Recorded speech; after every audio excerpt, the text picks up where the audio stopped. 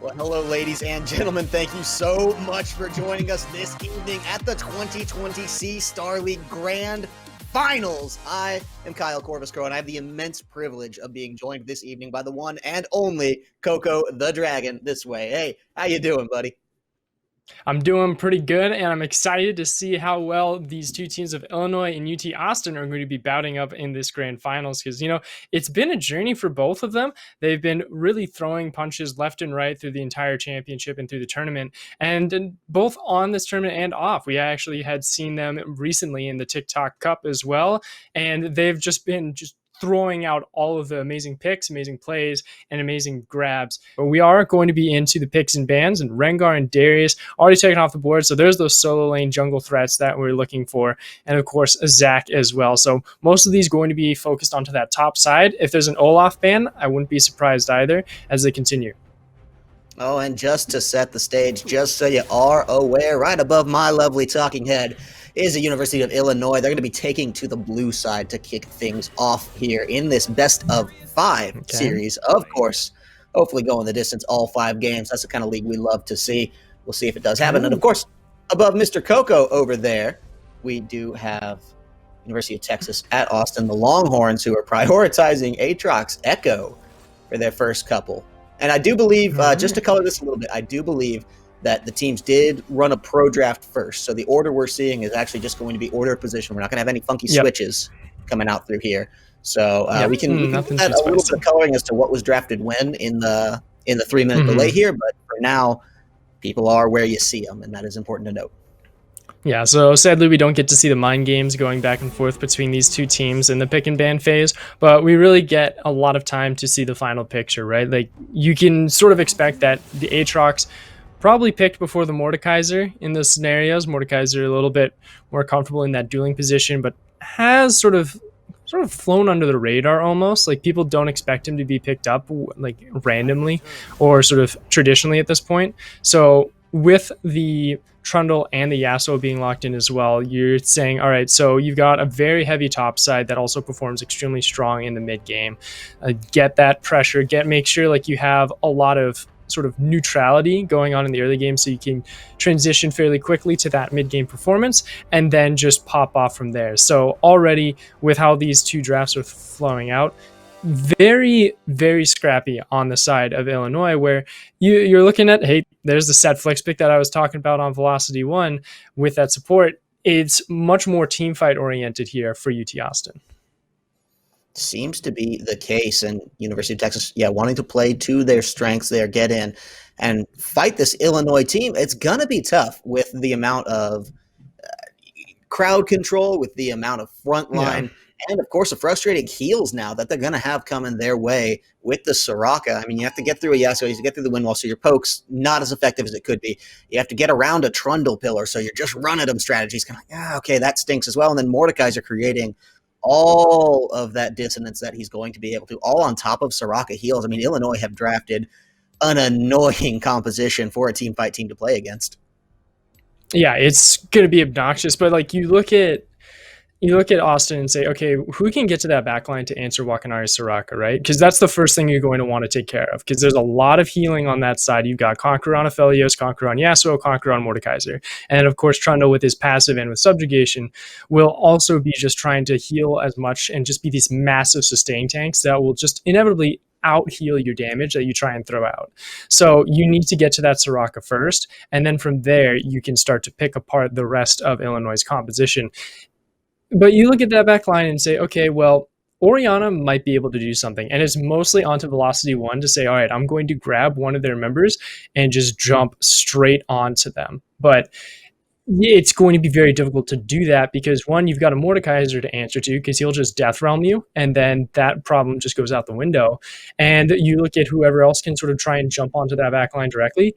Echo is like the only one that you're like, saying maybe, like possibly, if he finds a really good flank, sure.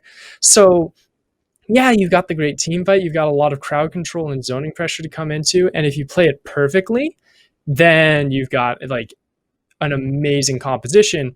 But it's a very perfect comp that you have to play. There's no rooms for errors here. We're on the side of Illinois because it's scrappy, because you have a much more like independent composition that's built up with each other, they are able to actually sort of thrive a little bit more just because of that reason of saying, you know what, well, we can just beat them up anyways and continue moving forward. Of course, of course. Now to color this just a little bit, because we said we'd be able to go back through and tell you what was drafted when. I can give you that information now. First pick for Illinois on the blue side was the Aphelios. That was their priority. Mm, They grabbed it for Kuderik there, making sure he was going to be okay on that. Answered by the Longhorns immediately was the Senna Set bot lane. Set was the flex pick, yep. of course. They secured that one for the bot lane. Then Trundle Mordekaiser next on All right. Illinois. So they kind of rounded out that top half of the map with the jungle, with the top laner. And then they saved Soraka Yasuo for last. And it was Aatrox, Echo, and Orianna on kind of the bottom half for the Longhorns there. So just to give you kind of an idea of what these teams were prioritizing, obviously bottom lane was what they both figured out first with the Aphelios first pick for Illinois, with the Senna Set lock-in for the Longhorns. And then kind of said, you know what, the solo lanes, the junglers, they're going to kind of fill out the spots as we need them, but this bot lane is the priority. Oh, for sure. Like, you've got a late game scaling Senna, sure, but Aphelios also has the highest damage in the game in any marksman. Yep, there we go. Game is live, there you go, and rolling, baby. Again, it's Illinois on the blue side, Texas on the red side, and I think these players deserve a bit of a proper introduction. Over for Illinois in the top lane is going to be Quacker. Sushi Killa in the jungle. Dandito running the Yasuo in that mid lane. Kuderik holding down the AD role. And Wakanari topping out at support. And on the red side for game one is UT Austin Longhorns. You got Pok in that top side, Yellow Bumblebee in the jungle, as a Sonder in the mid lane with Noodles and Velocity 1 in the bot lane. So we had a little bit of an invasion as well, like just to see if they can get some vision. You can see already on that bottom side, check to see if the red buff is going to be taken by Sushi. And you had the same thing for Yellow Bumblebee's tracking style as well for Illinois, saying, okay, well, if he comes through, we'll know exactly when he starts red and starts transitioning to that bottom side. Keep an eye on where these two junglers are going to be around level 3, because you say, all right, we've got all the tools available for us. You're going to be prioritizing those Rift Scuttlers as well to get that extra boost so you can get to level 6 a little bit faster, get some gold in your pockets, you know? And it also means that whichever lanes have priorities over these can really, again, start some of these pick grabs, because it's just a little bit of an overstep, and these teams will be able to punish fairly quickly. I think, yeah, the punishing of a misstep here so crucial at this level, at a finals environment. It's just a matter of who's going to be able to do it first. And with these early game compositions that we have drafted out, it's obvious that this Soraka is going to be making life a little bit hard in the bot lane for our friends Noodles and Velocity 1. Obviously, Wakanari going to be able to just sustain so much through that one. And Sustain, no stranger here in the top lane either. I mean, we have the likes of that Aatrox here making life difficult, but neither team thus far really finding a foothold in these trades, both just trying to hand out what they can. And so far, the push has been favoring, I would say, Illinois. They got the earlier level 2. They've been able to shove in and trade the damage back, and the CS advantage looking very strong. So I do love this start for the Illini. Yeah, actually see some attention on the top side as Quacker took a brutish amount of damage there from Pok. Aatrox being able to win that level 3 trade is now sort of the tables have turned on that bottom side, as you mentioned. You actually see that Sushi Killer seeing if he can take that Gromp for himself, chilling out on this bottom side. And with the recall coming in from Yellow Bumblebee, they might actually run into each other for the contestation of this Rift Scuttle as well. You see Dandito drop that ward to see, hey, maybe Yellow Bumblebee's going to be coming down here anytime soon. He's already down there as well, so this is a 4v3 for this dive. They want to find the dive so badly, but it's just not there with the damage yet. Now the teleport's coming down, which means first blood for Bumblebee. Kuderik finds Velocity. In the meantime, they're on the hunt. Sonder wants it. He did not come down here for nothing. Poke, Bumblebee, they're on the run for it as well. That's the flash in. That's the knock up. Is it enough now? As the summoner heal is burned from Wakanari. Sonder trying to get in with the damage, but at the end of the day, it's just not going to happen. And a 1-for-1 as both teams spend a lot to make that happen. I was a little confused and caught off guard by that dive, because you are going into a situation that you don't have any like lockdown capability. You just have slow and sort of a little bit of exhaustion, right? Like you can't lock down Kudrik and Wakanari, and you already knew, or excuse me, Noodles and Velocity, and you didn't know that they had any summoners used, so everything was available for them. And you go in and just try and dive them with no lockdown potential, and you were trying to keep track of Yellow Bumblebee to make sure that he wasn't there, and right when you were able to see him, that was a little bit of an unfortunate telling that right when that happened, you were going to commit to the dive already. So a little bit of an overambitious play there by the side of Illinois, but they're not out of the fight yet because there's only a 1-for-1 trade. The kill's going over to both Kudrik and to Yellow Bumblebee. All is well for both these teams, as they will probably set up and look for a possible dragon play, as UT Austin got a lot of vision down here for this Infernal. They have the capability and with the pressure to go ahead and take this, and it looks like they will. I like it. You talked about the pressure that junglers are going to be able to mount and the importance of the two junglers here in this series. Well, getting a kill early onto Bumblebee, that helps, but not if the rest of the team is collapsing. The Trundle Pillar doesn't quite stop anybody yet, but it does dissuade the Drake, already still half HP. This is just going to be a clean handoff. They're going to take it right out and away, and Illinois, not Texas, will be the ones taking that first Drake.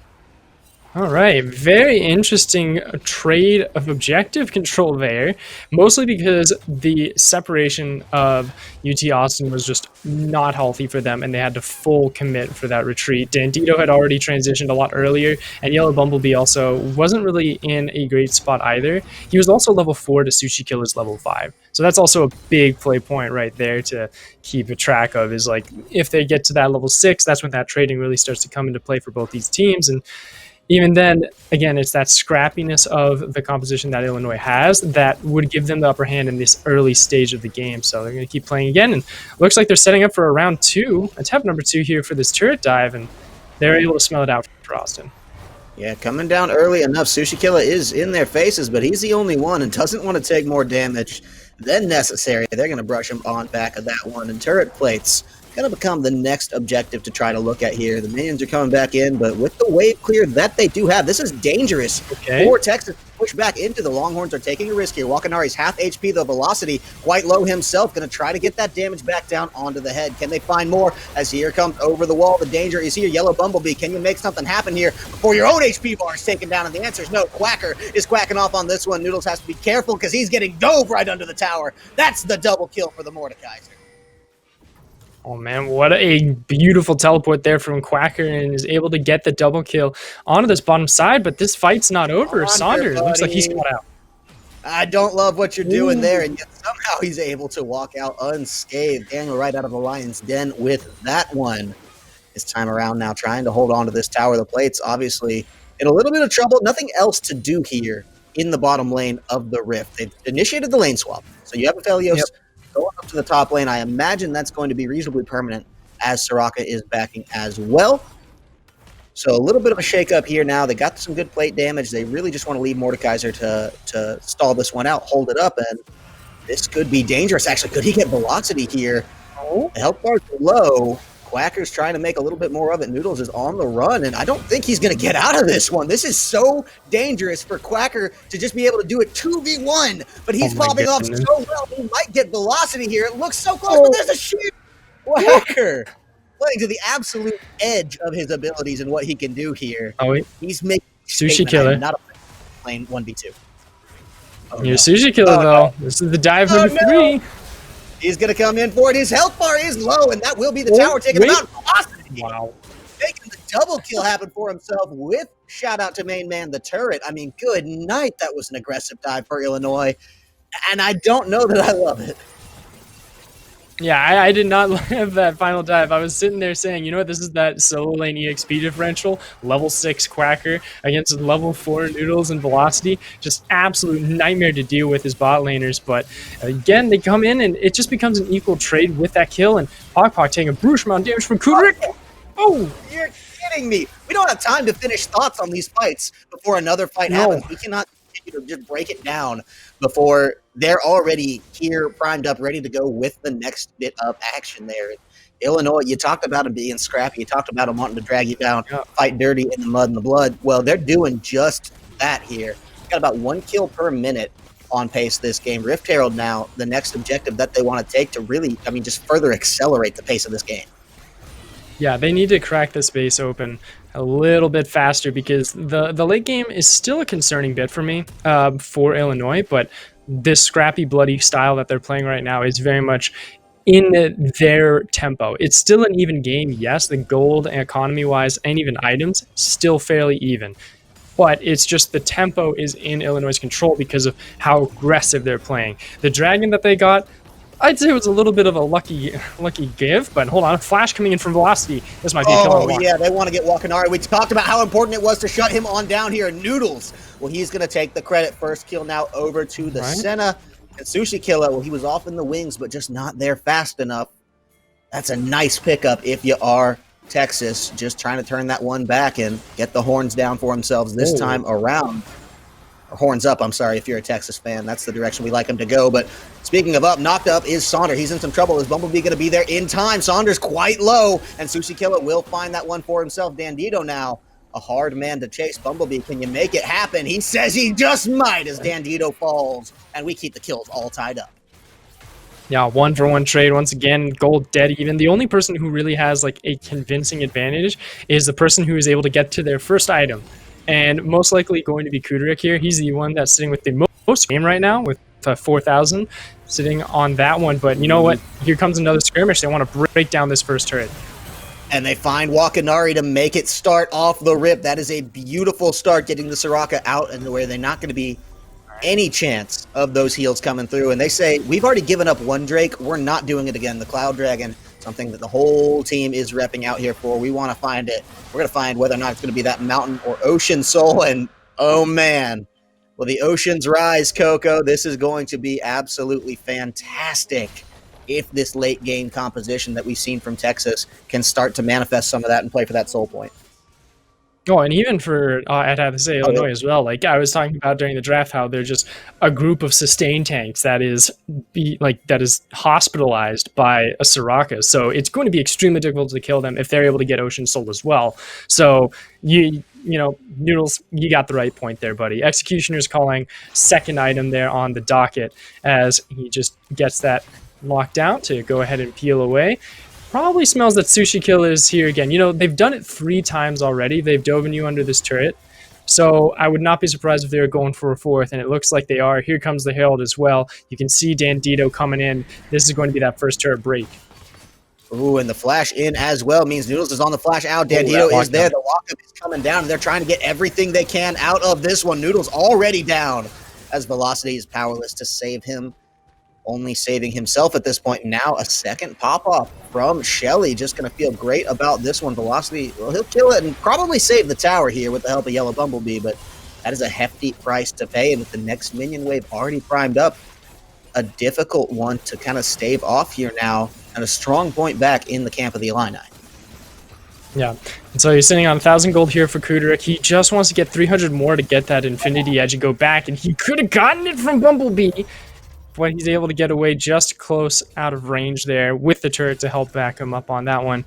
Now Sushi Killer and Dandito, seeing if they could have gotten Sonder, decided that they weren't able to. We also saw that flash come in with the whole way that they were able to get Noodles picked off in the first place was Kudarik was able to flash in, get onto his ultimate, and was able to get the Vigil with the lockdown. So that was the way that started that whole pick after the turret had been taken down, and really amplified that extra pressure. But now you got to think, all right, 13 minutes in, we're going back for a 1-item power specs, right? Like you have 2,000 gold as well on Dandito. He's probably going to be going for possibly, I'd have to say a Wit's End would be a great idea, but he actually just goes for the BF sword and calls it a day, as they're going to be setting up for, honestly, I'd have to say this Ocean Drake in 2 minutes 30 seconds, but you also have Herald in about 1 minute and 45 on top of that. So you look at the vision now, sure, you have a lot of vision in favor of you for this Longhorns bottom end, but there's also a lot of vision for Illinois as well. It's pretty dark on the top side though, and if I was Austin, I'd say just keep this vision in that bottom side favor. Herald is not really a strong grab for you guys. You can sort of forfeit it and continue to hard stack those dragons and prioritize those. But Illinois is saying, you know what, we don't want them to have that win condition, and Ocean Dragon is just as strong for us, so let's keep on that as well. And if we're able to sneak away a Rift Herald, that's just an extra bonus.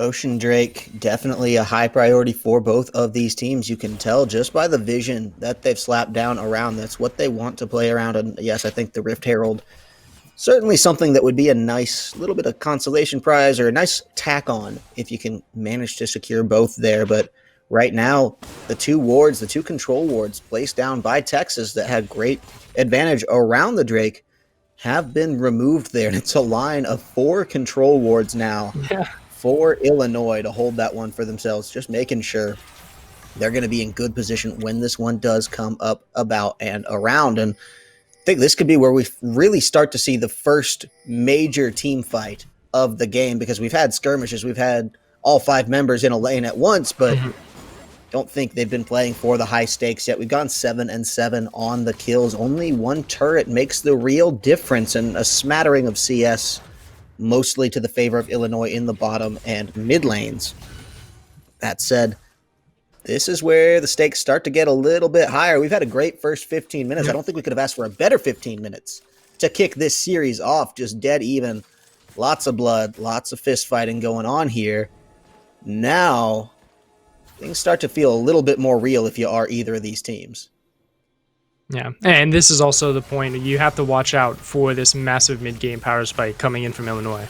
Like, you get that 1-item, 2-item power spike on Kudrik and Dandito, and that is a brutish amount of damage that you're going to have to try and manage a little bit, as UT Austin doesn't really have like a true tank, so you'll have to have a lot of spattering going back and forth, trying to make sure that Velocity 1 can take as much damage as he can with Haymaker Shield, and then disengage and have Bumblebee or Poc Poc on that back end help him out. And you know, they were able to grab the Herald without any contention because, again, it was just a fight for Ocean Dragon at this point. They were able to get it as a bonus. And, you know, UT Austin, their team fight's just a little bit better. They're actually just going to say, you know what, it's not Dragon Soul point. Let's forfeit it. Let's break open this mid lane more. And then possibly see if we can prepare for a macro play later on the play. Ooh, Vigil hits 4. Oh my goodness, they're getting caught though. That's so much damage, and Saunders already low. Dandito finds him. Velocity on the back line, can't get Watanabe, and that might just be huge. Can you find it though? Diving forward, that's a shutdown on the set as well. Illinois getting everything in this one as Noodles is gonna fall. And that's an ace out of nowhere for Illinois. It was a beautiful visual from Kudrik again, getting 4 members of UT Austin with it and just blowing them up, putting them all grouped together. And that's all they needed for Dandito to go in and double down. And of course, the Quacker, beautiful play on top of that, trying to shut down Poc Poc, took him into the death realm, took him out of the fight. And once it was a 4v5 scenario, Wakanari was able to peel just enough for the rest of his team to just tear the members of UT Austin apart. And now we have our definitive lead for the first time in this series, really. Sure, you had tempo and momentum, but you didn't have a definitive lead. And now you have it 33,000 gold to 27. And with a turret possibly, well, just dropping down to 50% health here in this top side, you can say, well, it's 17 minutes, 30 seconds. Let's try and take a breather, but they're not going to be able to get it as Quacker's going to get picked off. But honestly, that's just a nice little prize for UT Austin. Just take it slow, take it back, reset now for Illinois, and prepare again for this macro fight. I like that they're not going gentle into that good night, trying to take what they can away from this one. And even if it's just a kill onto Quacker, let's step in the right direction after the fight that he just had, trying to make sure that he's not going to be this rolling beast. I mean, even something as simple as that can slow the momentum and the mental game of a player. It's a bit of a foolish mistake to make. Honestly, there's no reason Quacker needed to be dying there, but hats off to Texas for being able to capitalize on his mistake and punish that, because those are the opportunities that are going to let you get back into a game when you find yourself at a deficit, even if it's one like this right now. Yeah. And a little bit of an issue too, as Wakanari finds Bumblebee here on that red buff. Seeing, looks like Sushi Killer might be able to take that one. Oh, nope. Fight wins by Bumblebee. Lucky him. But now you're in this awkward situation where you're in this performance that you can't really split push effectively as either of these teams because there's just enough wave clear for both of them. And it's more of a juggle of, hey, we're going to have one player trying to get side lane experience while the rest of us sort of go and play that NAA RAM because we don't want to give up pressure over any of these objectives. You got 19 minutes on the board, 40 seconds until Baron or so to be coming up, but Yeah, like you look at Illinois, they can take down Baron fairly quickly. And Kudrik again with these vigils is just starting the fights. Sushi Killa, he's under the tower. Noodles is low, and they're going to be able to find that one. Kuderik staying untouched by the tower, and Sushi Killa just grabbing up all the aggro, making it happen. He will go down. Sandra finds Wakanari, but it is Dandito at the end of the day that is rampaging Sushi Killa, staying alive and making sure the tower falls. Just so strong on this Trundle, and is now a serious problem for the Longhorns. Bumblebee, I don't see him getting out of this one. That's just going to be the icing on the cake taken out. It's only Pog left alive. Yeah, and it's just a massive amount of just proactivity here from Kuderik. Like, he is just performing his heart out, getting all of these fights started just off of vigils alone. And he's saying, hey, you know what? I've got the slow, I've got the lockdown weapon now. We're going to start a fight. We're going to start a dive. Sure, Sushi Killer and Dandito were trying to make some turret dives happen here and there, but it must have been just Kuderik really just asking and requesting for those dives, saying, we've got lethal, we've got lethal. And now that we have the Baron on our play, like on our team, now let's say go ahead, get to this bottom side, prep for Dragon, 50 seconds on it, push these waves out. You can probably take that bottom tier 2 turret just as a sort of a prize to reward for how well you're doing now. Get that gold and really double down on this massive power lead that you have, because these power spikes for Dandito having 2 items. He's got Infinity Edge and Phantom Dancer now. He's at that 100% crit for Yasuo. He's going to tear all these members apart because there's no defenses on the side of UT Austin. They're all bruisers. They're all fighters. And they don't have any natural resistances. There's not really a single armor or magic resist piece on any members of UT Austin, just because of how their characters are built to play. And it's just this awkward power trough of them. They know they need to start a fight because their team fight's slightly better, and they're going to look for it. Here it comes. Bumblebee's trying to get in Velocity 1 very low as he did flash in to start this, but Kuderik is maybe the one to end it. He's already got the double kill, and it's coming through for more. Make it a triple with assists coming in from Sushi and Dandito to color that ace out a little bit. And, hey, the Dragon's fine, but do we really even need it? Do we think we're going to go to Soul Point? Most of the team says no. Let's pressure out these waves while we got dead bodies here and really take it to the base of Texas. Yeah, they can probably take at least 1 inhibitor off of this, if not 2. I wouldn't be surprised if they were able to get both. And with respawn timers coming up, you've got 3 seconds on most of the members of UT Austin, so possibly just 1 inhib is going to fall as all of UT is going to hard commit to another. As Kuderik is here, he's still full health. He's almost got Vigil back up in just a little while, but, you know, just take what you can, back out. Don't overextend. I don't want Illinois to just get greedy and throw this, but Bumblebee just gets sniped by Kuderik as they're just doubling in.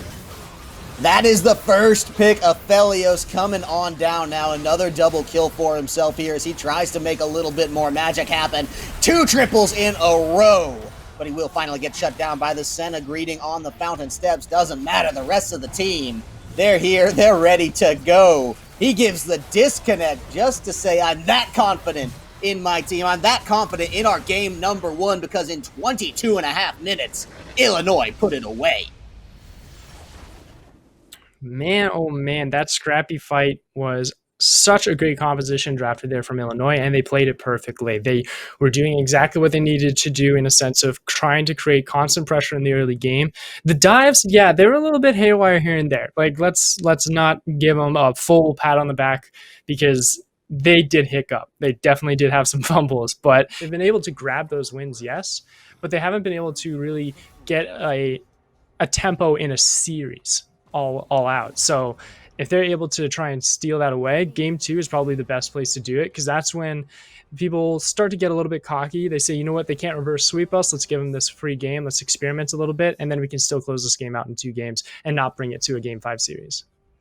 You know, I specifically love that you're talking about that because one thing that we did see earlier today, for anybody else that's just been watching the rest of the CSL Grand Finals, yes, if you were paying attention to the CSGO guys, I'm fairly certain pound for pound, that's exactly the storyline that transpired today.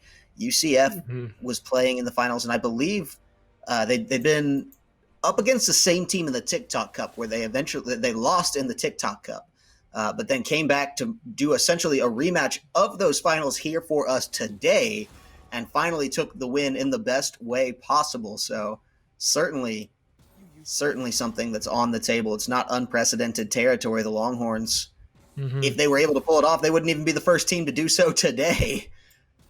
Yeah. It is tall order, though. I mean, Illinois has proven themselves a powerhouse. Yeah, I would not want to mess with Illinois one bit. They've been strong for 3 years, bare minimum, as just a team entirely. So, and it's something that continues to surprise me because they're still not officially recognized by their school, and neither is UT Austin either. Like, both of these teams have consistent records of performing well and are still unrecognized, where other teams who have been recognized by their school are in a little bit of that growing pain state. So I want to see if these two teams do sort of help convince their arguments for being recognized through this series and through this years, and especially in 2020 when a lot of these schools are getting on board for these esport programs. So I want to see how well this conversation is going to be able to carry over. But we do have the draft, and we have a lot to talk about, as a matter of fact, because, you know, we got the Ezreal, but we didn't get the Yuumi. That kind of sucks. But we also have a Rakan Varus in that bottom side for Kudryk and Wakanari. So I've got a lot of attention here on this bottom side again. Right, sure. And so yeah, you talk about the Yuumi. It's something maybe we wanted to see with the Ezreal. Wasn't banned away. But at the same time, you know, you're going up against a Varus, you're going up against a Xerath. Okay, Brahm's not a bad pick here. You know, I'm happy to have the magical core to hide behind this time around. So certainly some thought given in that regard to it. The Fiora in the top lane versus the Urgot, definitely something to keep an eye on, as Pok and Quacker going to be in a position to spill a little bit more blood this time around, I should think. Both of these guys going to be, I think, quite roam heavy with their ability to play this one out. And then you mentioned the Olaf. We didn't get to see it. Bumblebee opted instead to go for the Graves. And Sushi Killa, hey, if it ain't broke, don't fix it. Stay on Trundle all series long if you can keep playing it like he did in game number 1, because unless they ban it away or first pick it, he's going to be able to just continue to create that chaos. Yeah, and so I'm looking with the Graves pick as well. So you've got an early jungler against Trundle. It's not the Olaf, but it's still the same philosophy of you want to get some early powerhouse and going to where you are able to just like point your clicker at someone, shoot them, obliterate them off the map, and then it's a 4v5 automatically for your team, right? So it's the same mindset thing to do. So for me, you're saying, okay, well, how are you going to be able to find that way when you look at the composition that Illinois has cooked up? Xerath, extremely immobile. Hey, you have a Diana in your mid lane. Let's see if we're able to find some picks there, especially when you hit around level 6. Like Diana hard rushes for that, can dive onto Xerath fairly quickly. You look at top lane. Well, Fiora is going to want to constantly duel and actually get pressure onto Urgot, because she, like, Urgot, if he is able to be on his own, will just become this unkillable tank. And Fiora wants to get over that mid game as fast as possible, where she's only 1 or 2 items. So if you're able to help out that top side and shut down Urgot and get a lot of gold into Fiora's pockets, that's a plus for you. There's another early game focus that you can put your eyes on. Bottom lane, it's Ezreal Braum. They're just going to try and play as neutral as possible, and they're just trying to really be there for objective control and objective zoning. Like Ezreal, he was wanting to farm till 6, get to those items, get to the Triforce, get to the Blade of the Ruin King, and then just be that artillery for the rest of his team, who is going to be fairly scrappy, but very short range scrappy. They're going to be grouped up together, which might be a little bit of a problem when you're running against an Urgot and a Xerath, who are going to be just like shooting you down with shotgun knees and Arcano blasts as much as possible. Well, once again, I do have the results of the pro draft to kind of color the priorities that these two teams did opt for building for themselves throughout. So it was the Ezreal first pick coming out for Texas here. They did decide to prioritize that. So that's 2 first pick ADs in each game. Trundle Varus was the response by Illinois. So definitely keeping the Trundle in there and just matching AD pound for pound. Says, hey, you know what? We're going to play around that bottom lane the same way. Braum Graves was what followed from Texas there. So definitely just locking down the jungle early, making sure that the soul laners were the last pick for either side. So once again, we do see UT Austin going in as a ball of 5, seeing if they can get some additional vision into this jungle. Hopefully they're able to exploit it this time around and not get Tower Dove level 3 like we saw in game 1. But just to see where Sushi Killer is going to go, you immediately see Kudryk and Wakanari say, all right, well, you put a ward at our red, we'll put a ward at yours and call it a day and go back to same old with the information that they'll be able to get. I like it too. It's just that the ward has gone down now for the side of Illinois on their own red. Says, hey, you know what? We're starting this blue, and we just want to make sure that we don't get too far behind on this one as the game does kind of start to roll out from this one. Sushi Killa, obviously a huge part of the success Illinois was able to find last time around. And hello, Popo. Just saying a fine good morning to Quacker here. Takes a little bit worse for it in the trade that, you know, he was initially pushing for, but either way, wants to find this one for himself. We do have an invade coming down at the blue buff now. Curious to see if they're going to be able to just really make Sushi Killa put on the back foot here, and I don't think he's got the support for it, so this one should be going over pretty freely to Yellow Bumblebee. He's going to be taking his enemy blue no problem, and it's a pretty late start on the red now for Sushi Killa. Yeah, which is fine, honestly, because like you look at what Quacker and Bok are doing right now. Bok is in a world of hurt, and he just got snared. No, he couldn't get. Oh my goodness! Wow. Okay. Oh no. Okay, that is not the start you want. You keep on the jungle, that's fine. Teleporting right back immediately, saying, okay, you know what? Buys only one potion while he's teleporting back in, so he's really just hitting reset on the experience is the best he can do there. But that's such a quick early kill for Quacker there. And it just shows exactly why he picked Urgot into this Fiora, knowing that was his last pick option.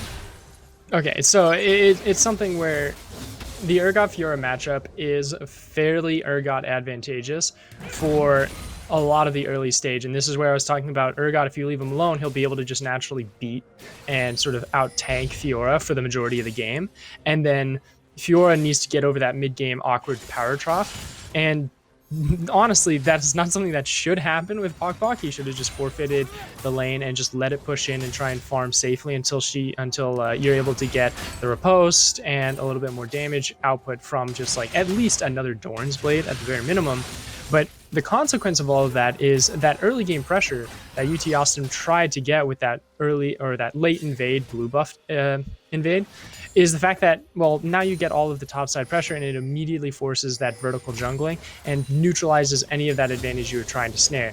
Now you can really try and react onto this bottom side. You can see with Yellow Bumblebee sitting here in the river, they might be able to go in onto Wakanari, get some summoners at least. And if they're able to get at least some summoners, it'll pull attention to Sushi Killa, where, there you go, Wakanari, walking into a Bumblebee. They want to find it, but still just not enough to burn those summoners that you were talking about. And Bumblebee actually taking a fair bit of damage back on the chin for those trades, just standing in the minion aggro a little too long, and then Kuderik being able to do what he does best and dish out damage from a distance. If you're not behind the Braum, you're feeling the pain of that Varus. So Bumblebee not showing the best run through, does deal a little bit of damage, but he'll get healed up pretty quickly here, and I don't think Noodles and Velocity are in any better shape for the assist. Ooh. Okay. Yeah, like, it sucks that he took a lot of damage back, but he had Rift Scuttle to heal off of, so no pain, no foul on that one. And they still have lane tempo advantage as well, so keeps everything pretty neutral. Unfortunate that they weren't able to get any summoners, though. So now for Bumblebee, go ahead and clear out your Raptors. Velocity won here. Oh, wait. Oh, no. Boy. This is tragic. We're keeping an eye on the bottom lane, top lane. It's all going topsy-turvy as Sushi comes in with Quacker and just knocks it right back down. That's a second death for the Fiora, and now Bok has some serious decisions to make about how he wants to play this lane. This is where you have to pull the Dyrus and just sit under your turret and hard farm and try and get as much gold as you can. This turret dive looking pretty good though. Hey! You're kidding. Just the damage. The tower juggling. Noodles does finally fall to it, and just not bad. One miscalculated shot there was all that mattered at the end of the day to get Kuderik on down and out. He did get the kill back for himself, but that's 2 now to Noodles. Feeling really good about the way that he's pushing through this one over Kuderik. Only about 5.5 minutes here into this game. Yeah, and honestly, that's still actually a win here for UT Austin because of the fact that you got 2 kills onto Noodles and you didn't get shutdown gold given to Kuderik. You still have 150 gold bounty on Ezreal, so you didn't get that extra gold to really push yourself back up. You have a 500 gold difference between you and Ezreal. This is the level 6 I was expecting from Saunders. Oh my goodness, the flash out. Are you kidding me? So well done there.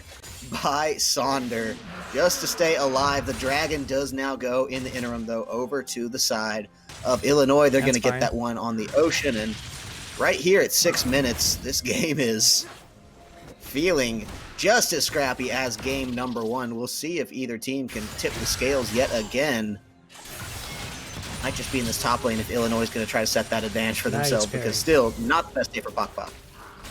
Yeah. So this is where, now that you have skills, like in a sense, like you have your riposte available and you have your dashes to help really duel with Quacker efficiently, this is where that lane starts to neutralize, because Urgot's engagement is fairly obvious. It's very visible. Like, he charges up for his dash, and you'll be able to riposte that 9 out of 10 times as long as you don't have it on cooldown.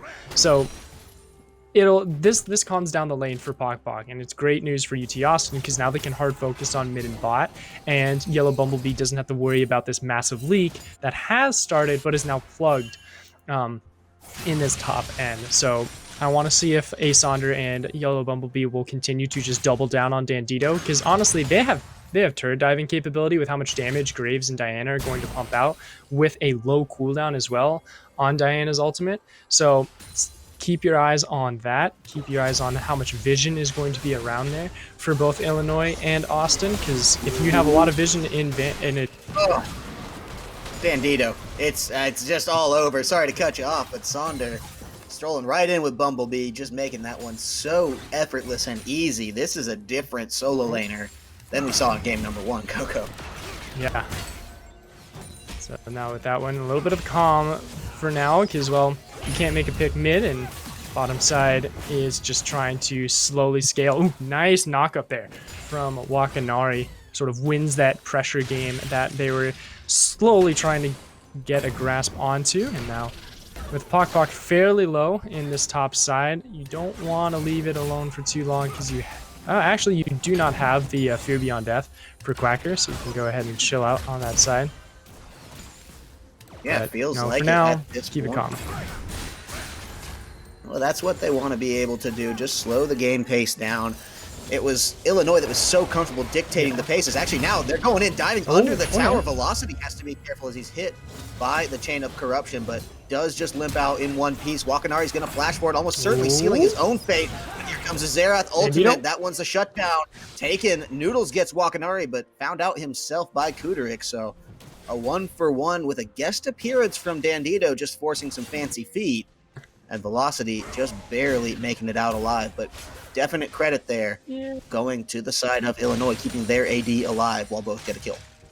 Yeah, and even then, it doesn't matter with UT Austin getting that 1-for-1 trade, because Velocity 1 surviving sort of makes it a great result. Nonetheless, they're still keeping 5-4, and if you're trying to keep track of the gold, it's sort of evened out once for all players available except for mid lane, which is actually 1,000 gold difference. Like, there is a little bit of a difference between Quacker and Pok as well, sitting around 900, but it is 1,000 gold straight up for Sonder. So seeing if you're able to continue to double down on that Diana is going to be great news. And another thing that Illinois is still trying to hold on to for this game is that neutral objectives. Like, they got the Ocean Drake, now they have Herald. They're going to break down this this top lane as well.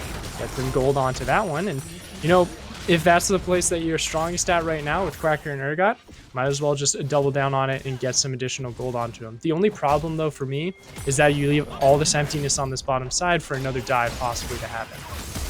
Well, that's what they want to find, as the flashes are coming in. Right back out as well, Kuderik, making sure he's not going to get stuck on by Velocity there. So some trade outs as Quacker now in the bottom lane. Sonder coming through to deal the damage as well. He's 2-0, and he's trying to add to that one. Comes in, gets the knockup, gets the charmed on him, but he's going to be on the killing spree. Finds that Dandito now into the back line of things, and that's going to be Fear Beyond Death coming on down as Sonder goes down to Quacker. This is now going in the favor of Illinois. Noodles is out as well. Yellow Bumblebee trying to run, but there's the Trundle Sushi killer. Can you make it happen? He's just out of reach, but here comes the Xerath for the triple kill. Baby shutting that one down. And beautiful play from Illinois to get back to the driver's seat. And it was the TP coming in from Quacker, the powerhouse of Urgot, turning the tides here for that bottom lane dive. And Now moving their momentum to the mid lane, get some turret plates here for Dandito and Sushi Killer. All eyes are set on the DuckTales that Quacker is going to be telling here in this mid game. 10 minutes, 50 seconds in. You still got some time to get some turret plates under your belt as well. Able to grab one for Poc Poc, but Dragon is up available as well for the side of Illinois. They can probably just take it and have no problems with it. Though the thing is, Sushi Killer pretty low on mana, so if there's a congestion, they will have to take that into consideration, because sure, there's no ultimates available for Sonder and Bumblebee, so this really just looks like overall just a forfeit there from UT Austin. They could try and go for Sneak, but this is just a 50-50. Dragon does go down, but the rest of the fight is starting up here. Wakanari going to be the target. They pick up Sushi Killer as well. Yellow Bumblebee and Poc Poc making their presence felt here at this time. So they lose the Dragon, but pick up an important 2 kills back in their favor. And yet again, here's Texas saying, not going gentle into that good night. You may win a fight, but we're coming right back out after you. And if you're going to stick around and take this objective, you will be punished for it. Yeah, and so now let's see at how these item power spikes are going to come in as well, right? Like Manamune coming in, we just saw that current fight at the Dragon, like the 50-50, it was more of just like a 60-40 in favor of Illinois. Like that was very much their Dragon to lose in entirety. And the fact they weren't able to get out is just the pure damage that Bumblebee and Sonder has. Nice catch here. Already into a bad neighborhood. Velocity was ready for that one, but Sushi Killa now in onto Noodles, wants to make this one happen. He can't get over the wall just yet, and Kuderik gets the kill credit for himself. Now as Ultimate just barely missing out on Velocity. One Sushi Killer. Now he's pulled over the wall. Quacker beyond him, pulls him right back out of existence there. Beautifully done. And now the only advantage feels like Poc Poc may be left alone on this top side, trying to take out a plate or two, but Quacker on the way. Yeah, gotta get out of there. I feel like being greedy for that second turret plate might have just been your death sentence, buddy, because Quacker is so powerful right now with that Black Cleaver and Boots of Swifties. We might be able to get out, possibly.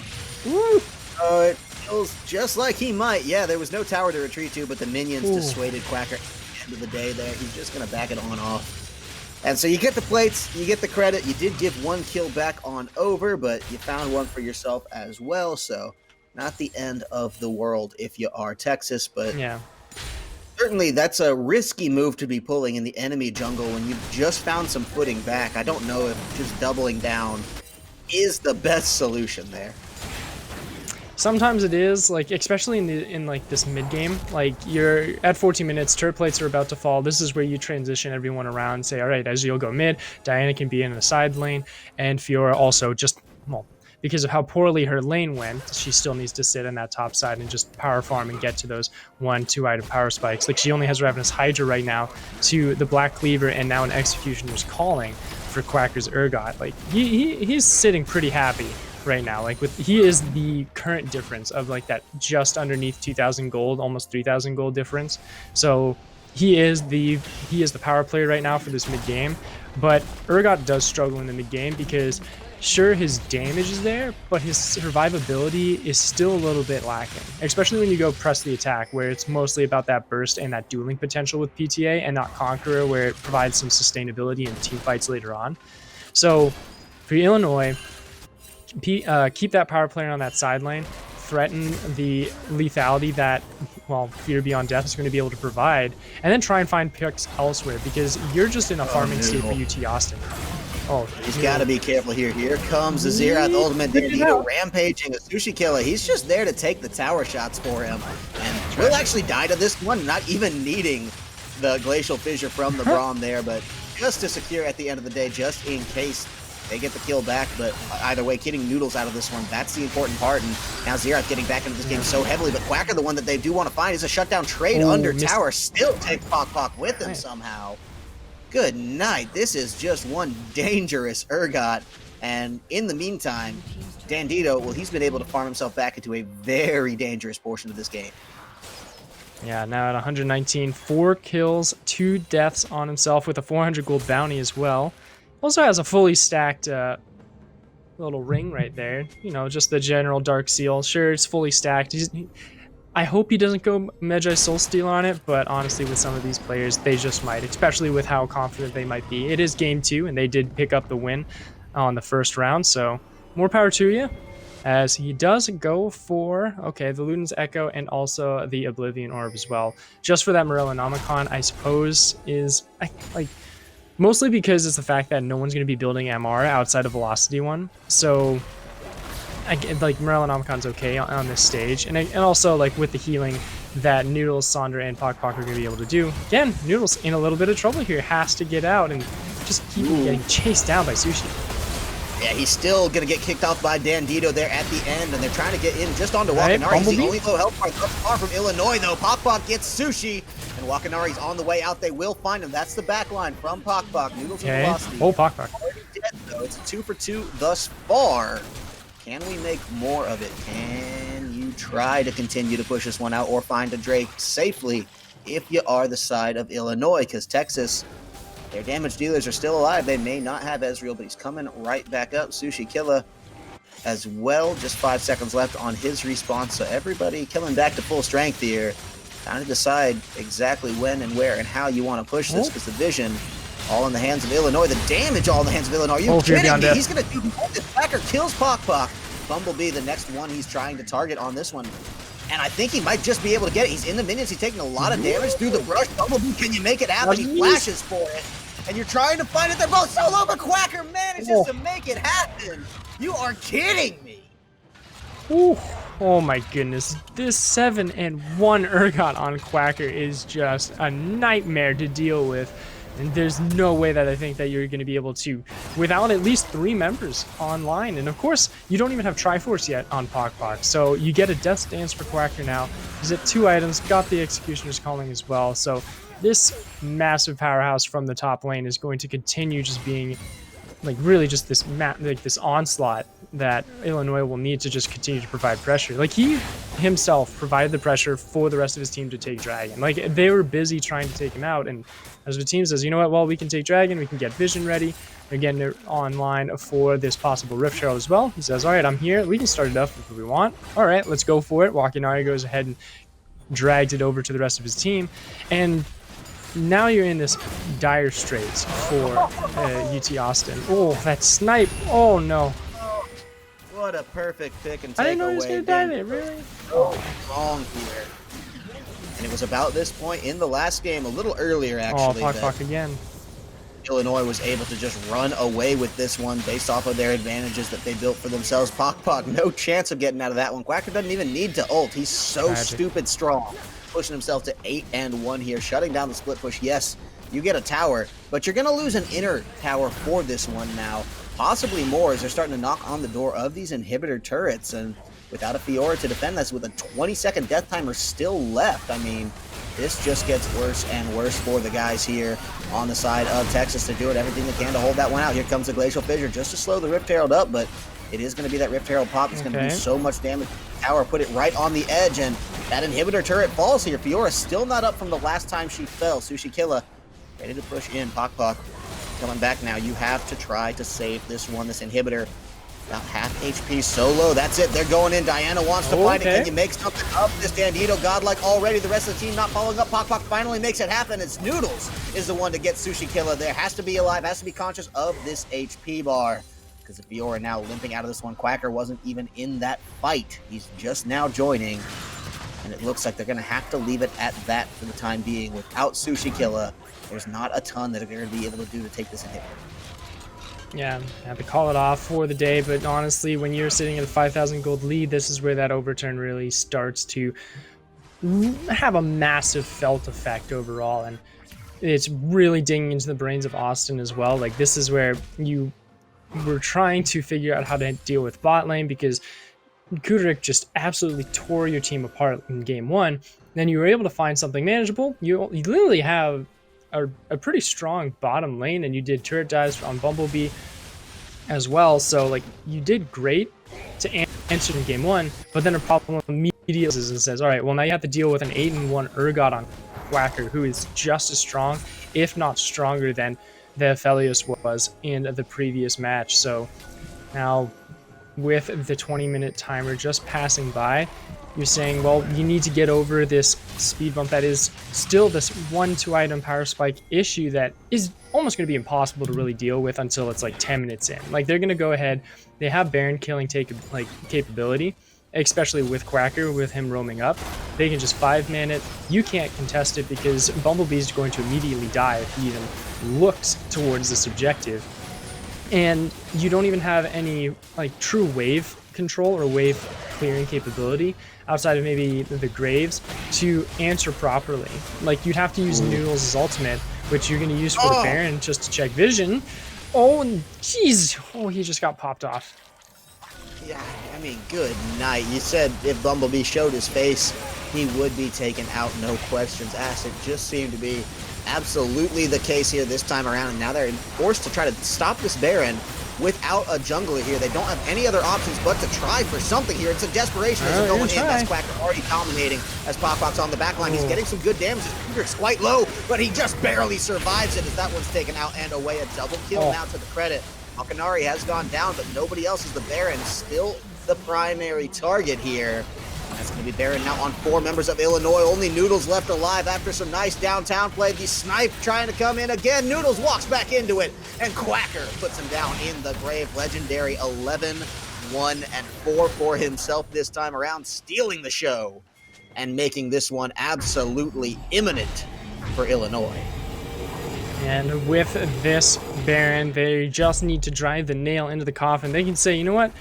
Honestly, if you want to go back and take the dragon and get the dragon soul just to have that clean, efficient post-match scoreboard on there for you, go for it, man. You are just so powerful right now, Illinois.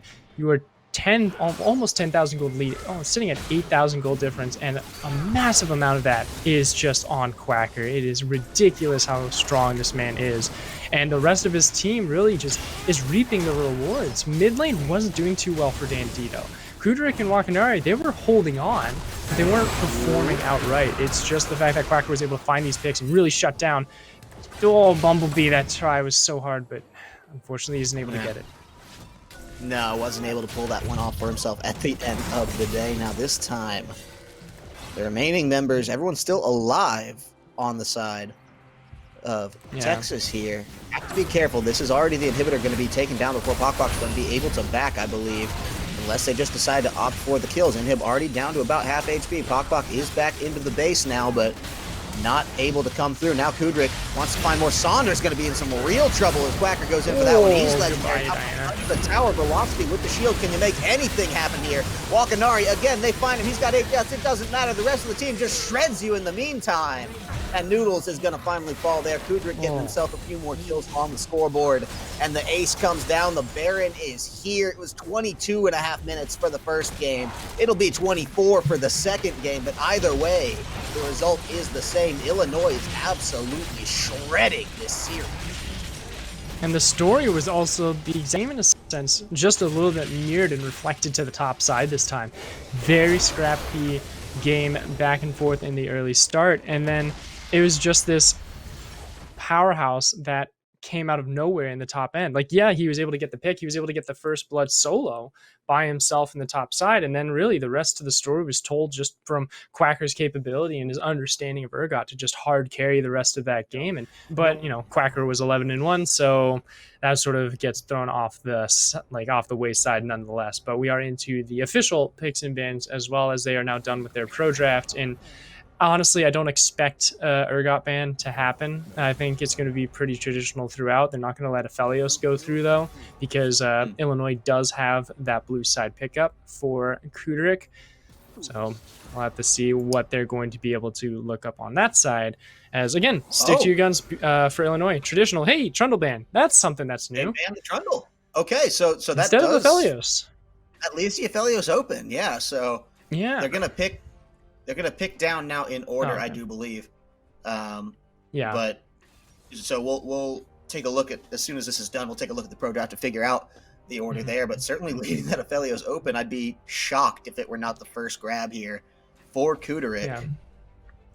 I mean, that's okay. Also, that's saying a lot. That hey, we think Trundle was the bigger problem throughout both of these games, and just really making it impossible for us to even get to the hard carry Aphelios to even get to the, the Varus and the Xerath that were causing so much trouble, or got aside. Yeah, and now I'm a little bit intrigued because you have a Jarvan and a Graves, two junglers that you're not used to, right? And this is how it's going to be. You have a Graves mid for Dandito, as Quacker's going to be picking up that Mordekaiser. So that's a little surprising to catch that one. I'd like to see how the pro draft was sort of played that one out. I do like the Diana ban, though, because of just how well Asandra was able to bully in that sense. Another thing, too, Poc and Asandra a little bit flipped in this draft right now. So it is Aatrox top, don't worry about it, and Orianna in that mid. Aphelios did get grabbed by Kudryk, as we expected.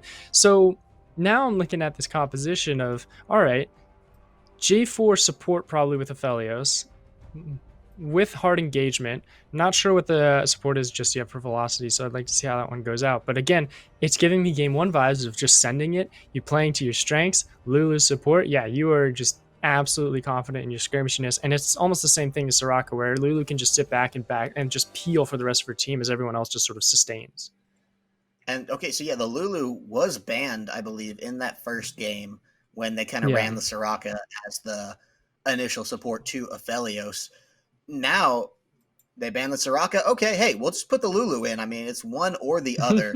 And so this does feel like a little bit of a back foot choice this time around. Now, okay, I do have the order that the draft was run down in. And yes, Aphelios was that first pick for Illinois. They rounded out the rest of the phase with Jarvan Mordekaiser. So giving a lot of priority to the top side of the map actually after Aphelios and only picking Graves Lulu towards the end. Texas, for themselves, prioritized the Olaf and the Lucian in their first round, Aatrox Orianna in the second round, and actually saved the Nami for the last pick there. Honestly, I think that's just sort of a little bit of correct planning with unfortunate consequence, because Lucian Olaf for that first round for Red Side, probably the best thing you could have gone with, because you get that very strong jungler. Like I was trying to sort of promote Yellow Bumblebee to do, is run that Olaf, run something a little bit more aggressive that if it does get a lead, you can really have some good effect to it. And then Lucian is in that state where he is pretty much, he can slide anywhere he wants. He could go mid, he could go top. He's very much a great flex pick. And the rest of the team sort of filed out through that way, and Nami was just the last pick they were able to get. And it didn't really matter because at that time, like, you already know exactly what was happening. Like you said with the pro draft order, they already knew what they were up against. So with that final Nami lock-in, it actually helps create not just a little bit of an engage, but also back peel as well. Because if you have Sushi Killer jump in onto you with Cataclysm, Aphelios is going to pretty much get a guaranteed vigil onto whoever that lockdown target is. And the rest of Illinois is able to just go in and pile onto them while Mordekaiser just picks a character and deletes them from the fight. You can't do that with Olaf. Olaf can literally just Ragnarok out of Death Realm. So that's one character that you'll have to keep in mind during this entire game, is that, all right, well, if he does get ahead, it's going to be an issue because there is no direct answer to him when he has that online. And the rest of the team is a little bit more mid-game oriented instead of this very much late-game 3-4 item power spike team comp that we're used to seeing from UT Austin. I like it because that's where they've been getting hit the hardest, right? That's when they need to be able to survive. Doesn't matter if you have a late-game composition if you can't get past 20 minutes, right? So picking that one up for themselves and just trying to say, hey, early game, we can match Illinois blow for blow. Mid-game now, we're going to try to draft a composition that gives us the tools to do the same thing, because we get to the same points around the same time, and then it's just compositional ramp up for Illinois that's worked so well. Texas, I like the take. I like what they're trying to do here. I really do hope it works out for them for the sake of seeing a more compelling series here in the finals. And you just have to wonder or worry. It's game number 3 now. Is it a little too late to be trying this kind of stuff? Because they still are just running in as the 5-man invade group here. 4-man, they're going to leave behind. Poc has a little bit of an anchor there at that topside jungle, just making sure no funny business does go down. Jarvan slips by him, but no wards going to go out of that one. So, well, no, it does leave a ward on his backing. I'm sorry. So we'll have one there in that connecting brush from mid to the side of red buff. So curious to see if that'll net them anything at the end of the day. Yeah, we'll see how that one goes, because most of these tracking tools have been effective for blue side. To be honest, like even the last game 2, just really more effective for for yellow bumblebee. Excuse me, was able to grab some honey in that bottom side. As now, hello, going to be trying to see if you can check in on where Quacker was going to be. So pretty traditional for both of these teams starts, and honestly, it just gives us a little bit of that calm before the storm once again, preparing for, all right, we've seen 2 games where you guys have literally gone blow for blow in the first 10 minutes of the game. When is it going to start? Who's going to be the first one to find it? And honestly, my eyes are set on that top side. Top side, definitely the place to look at is, well, we've seen this exact matchup before, and Quacker was strong, but Aatrox definitely performing better than the Fiora for the likes of Mr. Pok there for himself, so hopefully he'll have a little bit better of a showing. Knows what he's up against, right? This is not new territory for either of these guys. No, but there's a little bit of dueling or sort of vibe checking here in jungle. Oh boy. Ooh. Right in the wall. Okay, not your best effort. No one saw that, right? Does happen, but either way, at the end of the day, just shake it off, just keep moving. You did burn the flash onto Bumblebee there, and keeping him on the back foot, certainly going to make that pain very well felt. Yeah, but this is the thing that sucks for Illinois, is the fact that, yeah, you're able to almost possibly get Bumblebee and get that first blood onto either Dandito or Sushi Killer, but it didn't matter because the failed flash makes sure that Olaf stays alive, and just with his W, he's going to be able to heal back up to full health. And of course, with the jungle changes as well, the additional healing that you get from those just ramps him back up to a healthy state. Like, look, he's already at like 60% health, and he just did Raptors. Like, he just ate a bucket of KFC and is totally fine. And says, all right, I'm going to check in on top side and see how you guys are doing, because I can go ahead and clear the blue buff and start this vertical jungling process now for the rest of this early game. And while we're looking at this bottom side, you see Kudarik and Wakanari sort of in this unhealthy state at the moment because, well, you look at Noodles and Velocity, they went aggressive on their summoners. They went Ignite Exhaust and didn't really go for that natural heal or the heal and barrier that Wakanari and Kudarik have for this time around. Just trying to get any situation where you're not going to get immediately blown up. Trying to stay alive as that carry. Sushi Killer trying to stay alive, but first blood does go down now. Yellow Bumblebee picks that one up for himself so nicely, and that's a wonderful start now to keep this jungler on the back foot. Something that very important, obviously, to this Texas roster, to this squad, trying to make sure Illinois can't be running all over them like they've been able to. So, you know, we talk about them just eating a bucket of chicken and coming right back. That's a beautiful example of just how strong this Olaf pick can be. Oh, yeah. Like, it's that early game that you have. Oh, Noodles caught out of Wakanari. Ooh. Yeah, we'll get out of that one, I think. The Ignite just not going to tick it out enough, so had Kudarik there to help him out, and now with Sushi in the area, no mana on Noodles, I think this is a pretty easy decision to just back right out and away. Let that ward go. You're all right. You're going to be fine. Yeah, so good showing by Sushi. Yeah, and Sandra and Dandito were roaming down as well. Like, everyone was answering to that call, and Wakanari was able to get using the heal too. So you still have both flashes available for that bottom side for Illinois. So they can still play a little bit safe, play a little bit passive and reactionary, and just prepare for the Dragon. Dragon is going to be coming up in just a few seconds. And honestly, depending on how confident now Yellow Bumblebee is going to be with that first blood that he's able to find, he might just go ahead and try and solo this. Like, Olafs are infamous for soloing like dragons early on, especially once they hit level 5. Like, they're going to be just aiming for it, clear out that vision, make sure that they do not have any scent or smell of you to try and track you into sort of a suspicious attitude, and then you're going to go ahead and just get a dragon for free, right? And the rest of your lanes doing pretty well. You're able to push out mid, as we can see with Sonder, and Pok a little bit more comfortable on that Aatrox as well. So again, it's this fact that this traditional style that they're playing, the fact that you have the comfort pick for Pok, keeping it neutral on his top side. Yellow Bumblebee only has to worry about mid and bot. He can play that safe, and he has an early aggressive jungler that can really snowball effectively into the mid-game stage.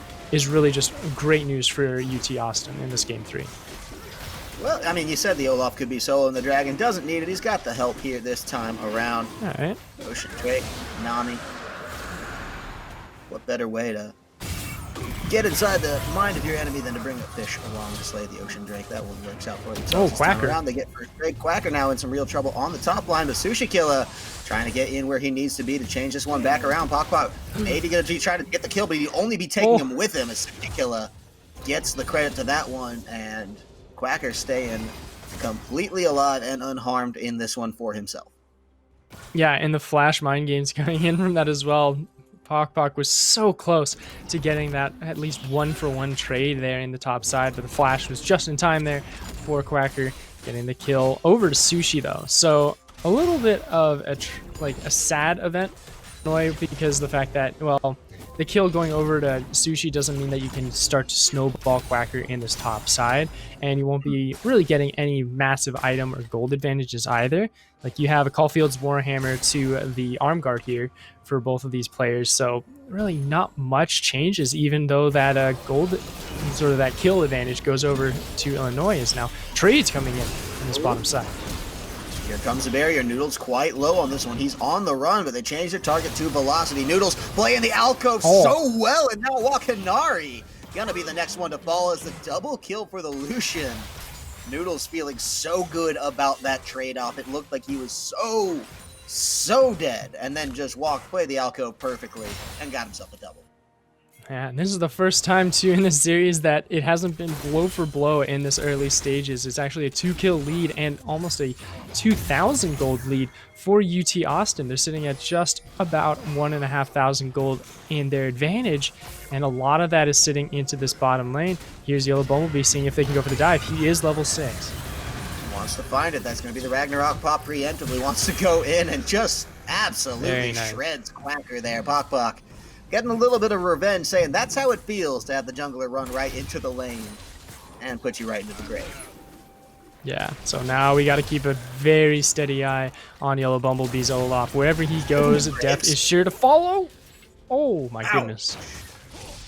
Dandito getting the solo kill for himself, feeling really nice about that one as Sushi Killer out here taking away the jungle that Bumblebee has so graciously left open with his very broadcast gank in the top lane. So bottom half of the map starting to tip now into the favor of Illinois, at least with the current pressure on the board.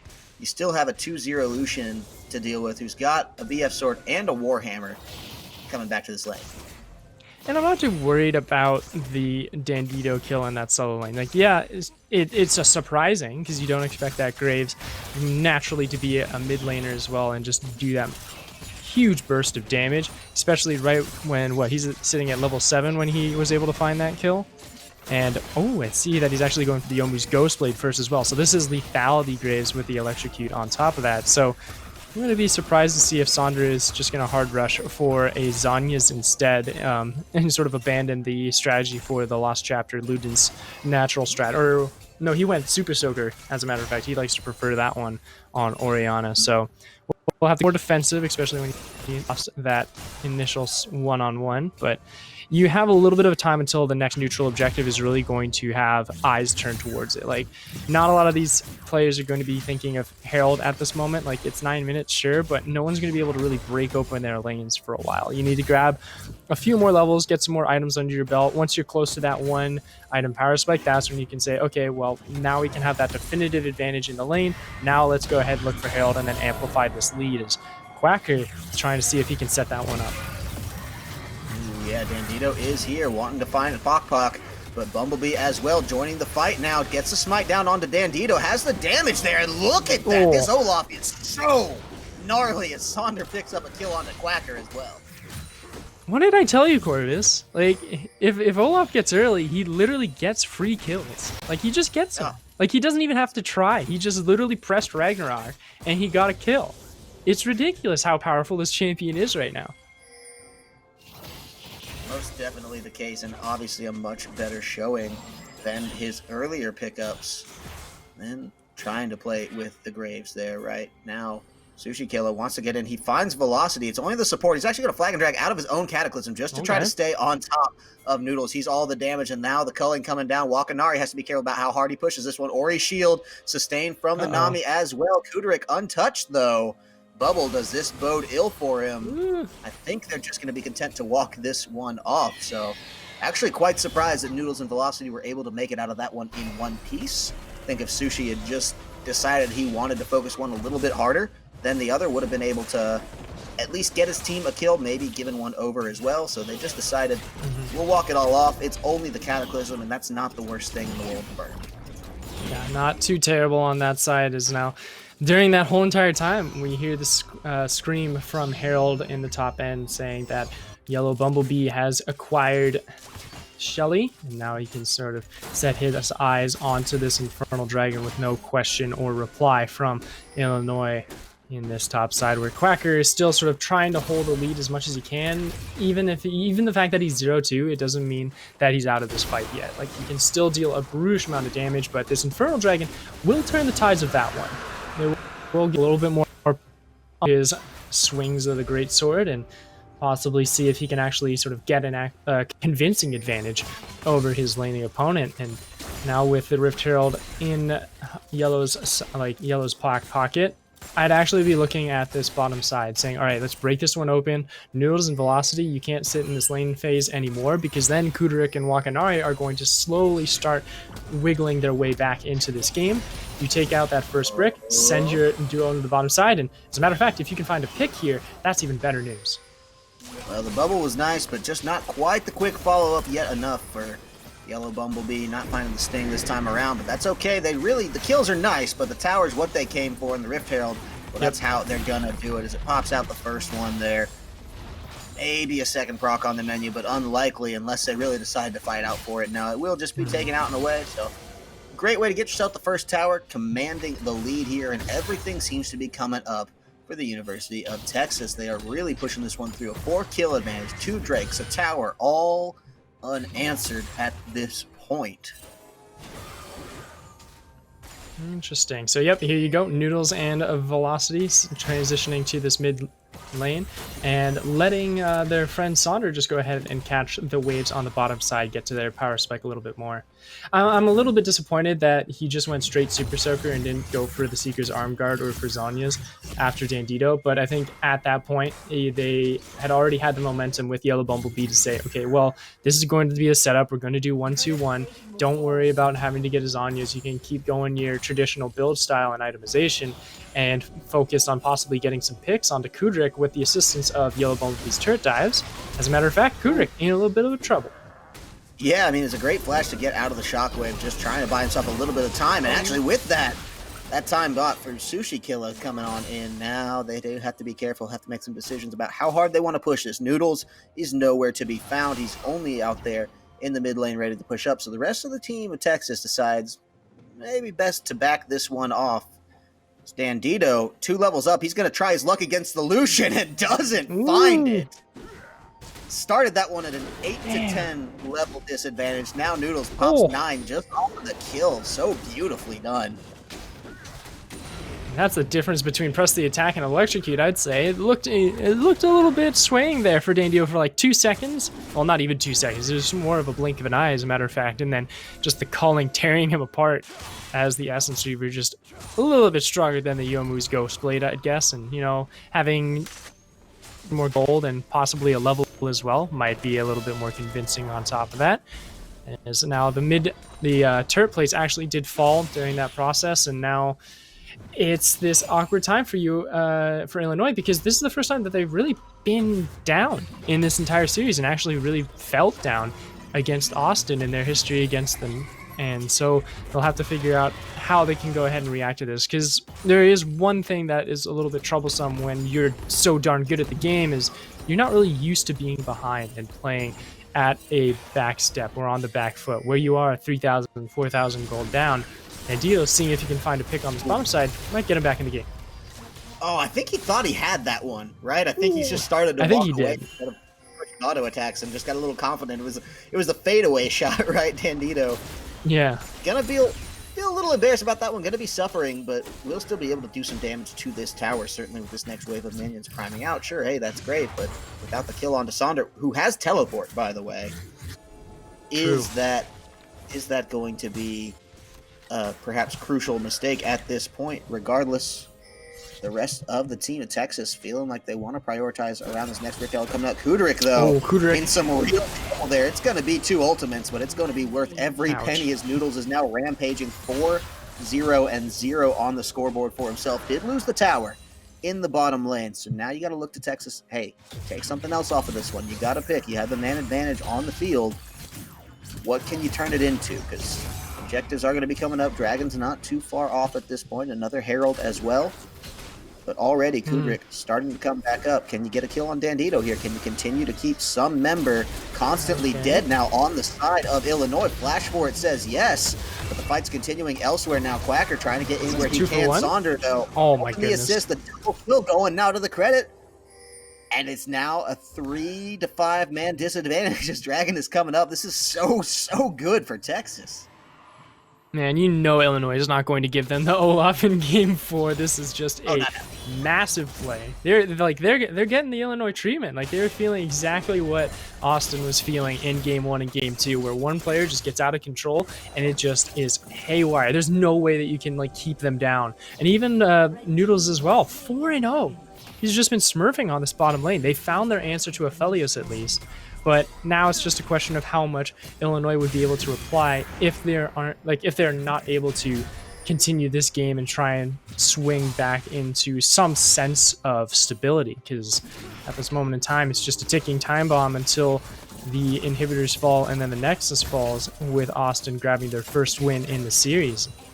Kudrik still holding on with just an Infinity Edge, going for most likely a Zeal, and then I'd have to say a Phantom Dancer would probably be the best choice for him, because at this stage, there's no way that he's going to be able to constantly peel away for Runon's Hurricane to be fully effective, and you need a little bit more shield and defenses from the Phantom Dancer to help you out. As Austin goes ahead and grabs the second Herald of the game, means they can just say, all right, let's just break open this mid lane again, prepare for really the Dragon Soul, which will be up in the next 4 minutes. Baron's up in 2. If we're able to get some vision deep into the jungles of Illinois, then really we have this entire game to control and really take over. The test now for Texas is whether or not they're going to be able to keep up the pressure, keep up the pace, and really close this one out. That's something that Illinois do so effortlessly as they do dunk in onto Pok. Not going to get out of that one. That's a kill. Now going to the Jarvan. Illinois, they make it look easy.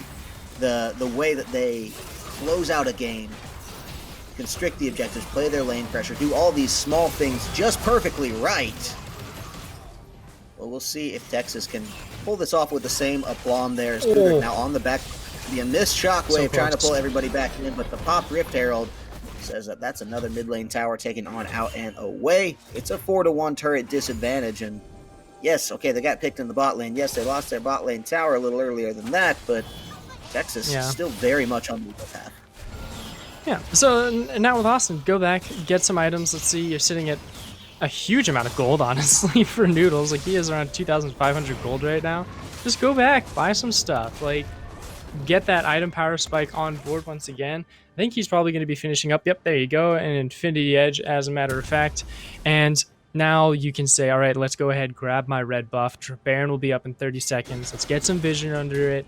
Let's make sure that we can really blot out the eyes of Illinois and sort of lure them into an either trap or really just take the Baron as it is, because you have Baron taking capability. You have a 4-0 Lucian with two items, and same with Yellow Bumblebee, who will be able to sort of sustain himself up and really tear it apart. And honestly, the real power player in a sense of assists is Sonder here, where you'll be able to just slow them down and make sure that the rest of your team can catch up and really keep at the heels of Illinois if they do try any sense of contention, and you can just turn immediately onto them. But for Illinois, it's this odd juggling sense of saying, okay, well, we need to wait until we get to our item power spikes of at least 2 items to where we can say, okay, this gold difference doesn't really matter anymore, and we can at least do a 4v4 effectively and let Quacker on a side lane to deal with Pok. But they can't do that because they need to answer directly to what UT Austin is doing right now, sieging, getting that Vision Baron, and really creating that trap. And you have to try and stop that to make sure that they'll never be able to really apply that condition. Does feel like now Texas are finding More ways to constrict the movements of Illinois. The one criticism I have is I don't love the vision game of Texas right now. It feels like they're not exactly used to being Illinois' side of the map, and they're finding themselves in risky positions where they have to make flashes like that just because they don't have proper ward coverage. Velocity now in a position where he's got to be bailed out. The culling is a huge tool to use, though. Still getting into slay Velocity. Now the rest of the team, Illinois, wants to find this one to continue the pressure up. But here is Texas. Can they do anything now? Trying to get in onto Dandito in this 1v1. Here's the damage. Pok going to make it happen. Quacker going to be quite low as Noodles dominating. Pok finds a kill on that one as well. Now Sushi and Wakanari, the only two members trying to stay alive, trying to hold their base together. But it's not the base that Texas has their eye on. They want the Baron. Yeah, and that's exactly what Austin wanted. Not the way that I think they really planned it to happen, though. Because like you were mentioning right before that fight turned out, the vision was not really prepared there for UT. And the fact that it wasn't, it gave Illinois a little bit of a confidence to really overextend and search for that kill onto Velocity 1. They were able to find it, yeah, but even after that, you were so overextended that the rest of your team couldn't catch up. They had to go through all this terrain, and it gave time for the rest of the members of UT Austin to get to answer the call and fight once again. And really, 4 kills, 13 does kind of tell the tale. It is also Dragon Soul, so hopefully you have the members online for this one. But Kudrik is on top side. 5 members here for Austin. This is Soul. That's the flag over the wall. The drag should be coming shortly. They're buying a lot of time. Not pushing the damage through. Cataclysm coming right in. Sushi wants to find it. New of Godlike already, though, and the Dragon does go over to Texas. Already making this one so devastating as they claim the Mountain Soul. And now in the Hall of the Mountain King, Texas is going to be pushing this one down with the Baron, with the Soul. All that's left is the base, and it feels like on the back of Yellow Bumblebee and Noodles, there's just no saving it if you're Illinois. Yeah, and the one weak point that UT Austin's team had was sieging. They have with Baron, and Dandito with that damage. Yeah, okay, sure, great. You took out Velocity 1. It feels good. You want it, but now you're down a huge damage dealer for Illinois while this tower is coming out and on through. The split push starting to come alive from Pok as well.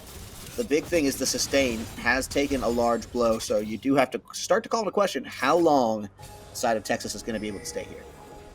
Yeah, I don't know. They could stay for a little bit of a while. Like, they have a ability to just sort of siege out, let Pok do his thing. And the one lucky thing with that pick, like Dandito getting that pick on the surface is like, okay, cool, you killed the support, what of it? Well, that's a lot of sustain and zoning capability that has actually gone off the board for UT Austin for a little while. So their Baron power play isn't really brought into full fruition because of that. Like I was talking before, how their weak point was sieging. They don't have the actual strength with minions to just push Illinois off of these turrets unless they have some utility to peel them away. When Velocity 1 is taken off the board, all those tools are gone, and it's just back to pure damage. And if you're able to find those kills with Yellow Bumblebee, sure, but it's just something where this slow and steady bleed out that UT Austin is having to apply for Illinois, it's obnoxious because when you look at how Illinois closed out the last 2 games, they were able to just close it out cleanly. And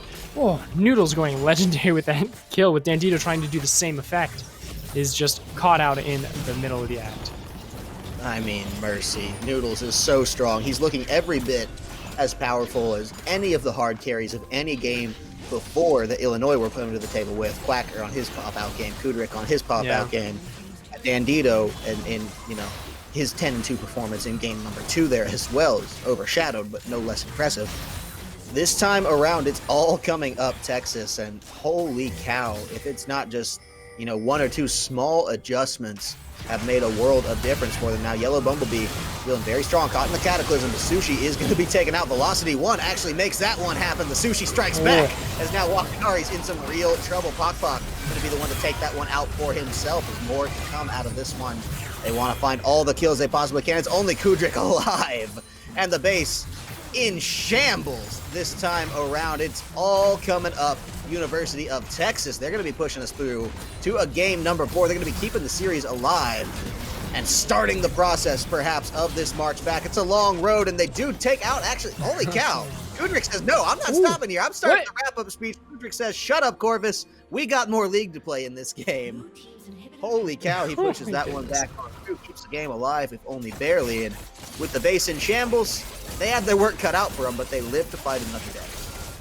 Oh, this is where you put winnable in the chat and you just say, get carried, please. Like, just let me carry. Kudrik, Oh that was clutch for sure. That is something that you're in that tied round and you've been getting hard stomper. You're able to find a comeback for just a little while to give like just a second wind of hope, but that wind lasts for just a breeze, and now you have to try and really wiggle your way back with only one Nexus turret on the board and 2 inhibitors just absolutely obliterated. And the rest of UT Austin says, okay, well, cool, we can go back, reset. We still have a huge lead. Let's just go ahead and knock down the doors of bottom lane, or just honestly hard commit down mid. Just take the supers, and go ahead and deactivate the backdoor proc on the Nexus turret. Just blow it up. You have the damage to do it. And I don't think Illinois can even team fight you at that point either. Like, just go all in. But, you know, Illinois is sort of smelling that strategy out and says, okay, well, we'll just clear that option out. Let's force them to take the slower path. Let sort of make that detour as it is. It's still very dire straits for them. Pretty much a 90%, 10% chance, maybe hell, even a 1% chance in this one for them to come back in it. But there is still hope for them, as Kudrik might be able to have the damage now at 27 minutes to try and tear apart the members of UT Austin. Oh man, they definitely want to find it for themselves here. Got just a little over a minute left on the Elder Drake, 30 seconds on the Baron, so if these fights don't go the way they want to in the base of Illinois, well, there are places to retreat and fight elsewhere for the side of Texas as they're trying to wrap up their first win of this series and feeling well poised to do it. Illinois, they were trying to go for the clean 3-0 sweep. Texas had other plans, and they got supers in a lot of places here. Nope. Illinois grouping together, they're taking this seriously. They're not wanting to give this one away, but now Baron the clear target for the side of Texas, for the Longhorns. We'll see what the Illini are equipped to do about it. Yeah, I think now because they weren't able to break that bottom turret, they just said, all right, no risk challenge right here. Like, just take the Baron. We can burn it down super easily. Elder Drake is going to be up in 30 seconds directly after the Baron falls, so just run straight down there. And if Illinois tries to stop us, we will just break them apart. We will destroy them. Like, they have the strength to do so. So go for it. But if Elder Dragon is stolen away, then that's a little bit of bad news bears. As you can see, UT Austin doesn't want to play that 50-50 game with this objective. No, Sushi Killa hanging out around this time. He was in the pit last time, but the smite delay was quite well executed for the side of Texas. We'll see now if he's able to put himself in a similar position where he can bring it down to that 50-50 where he can put himself, not quite the 50-50, he's still level 13, Olaf 15, he'll have a stronger smite, but at the same time, putting himself in a position to get the steal against all odds, and that's the kind of pressure you need to build. Texas, they know they got the time to buy. Sushi Kill is so low. Noodle fade away downtown. Here comes Chacon already. Clock taking in onto Quacker. More to come out of this one, I'm sure. Kudrik rampaging, but is it enough? Bandito, the last one alive, and not for long. It's the quadra kill. Did he get the full? I don't think he did. No, at the end of the day. I don't think he did, Chief. It's still the ace here to come. The GGs do come down. And now Texas staying alive in this series, pushing us 2-1. We've got a game. We got a series on our hands now, Coco. Yeah, now we have a series. UT Austin has shown their teeth, and more of, to be honest, more of the fact that Illinois just punched their horns into the ground, and finally the Longhorns have been able to lift their heads and start to fight back against this powerhouse that is Illinois. So honestly, great play there from Yellow Bumblebee. Nice catching that early game to really get that Olaf online. He became this massive powerhouse into the mid game. They got over that speed bump, and of course, honestly, Noodles is the one that is really the true MVP, 12-1 on that Lucian. But we are just running through the bans. Pro Draft was finished up fairly quickly. And honestly, well, yeah, I just see that Olaf ban coming right through, and all I can do is nod my head and say, yeah, that's expected. Trundle ban also pretty good, but this does mean that Aphelios is once again up to be taken for grabs, as well as, you know, the rest of the squad. I think, like, for me, Illinois, like, you ban off and you just stick to your guns. But for UT Austin, continue to have that early game jungler. But I'd like, you know, the Kane pick, that is not what I was thinking of it as an early game jungler. But you can still, the other thing is to get a winning bottom lane, to have a definitive bottom lane. And they can still do that, especially with Lysandra, who has been banned actually all 3 games already. This is the first time she's been through for Saunders, so that's a nice comfort pick for him as well. Yeah, no, most certainly. And so you're going to say, okay, on Bandito, I had a breakout game on Xerath. I feel really good about this one, but you ban the Olaf. That opens the room for the Lysandra. That's going to become, I think, very important to see how Sonder does play that one out for himself here. So with the bot lanes, now Noodles looks to still be getting that Lucian. So into the Aphelios. Okay. So I'm sure that was quite early prioritized as well. That's been the case. That's not going to be a Warwick. He's not going to do it. Yeah, no. I dare you to do it. That you won't. That you won't. If it was the same hover as last time, it's going to be Lulu. But well, we'll see. So that would be it. I don't know. Bot lane that Illinois did come to the last series with, or the last game with. I'm sorry. Yep. So Lulu Aphelios, they're saying, hey, you know what? We think it was like bad luck, or just all the fault of the Olaf. Both bot laners now, okay, placing those chips on their shoulders, saying we're going to run back the same thing. Texas feeling confident that they can do exactly what they did with or without the Olaf, as long as the Kayn Lysandra can buy time across the map. Some different, Sejuani, new to the scene. A Wukong, new to the scene. These are things that are going to change up just outside of the Kayn as well, that I'm excited to see how that's going to break out. Yeah, and the Lysandra as well. So, like, Lysandra has also been sort of flying under the radar because she's slowly been able to have a massive amount of damage, sort of, and take the role of what Galio was back in the day, where you'd have Galio run Aftershock, but then go pure AP from there. So you have this engagement tool that provides a massive burst of damage, has the survivability to go with it, and for the rest of the team to follow up and do whatever they need to do, whatever that composition thrives in, whether it's scrappy or more organized team fighting. So that's really what the path that Lysandra is going to be able to play, which is really nice because it lets Kayn for Yellow Bumblebee to just really keep his eyes on mid and say, well, if I want to continue to farm blue Kayn and just hyper farm that side, I have an option to do so at any given time because of how well Lysandra can lock down a target for me. On the other hand, Wukong is insane.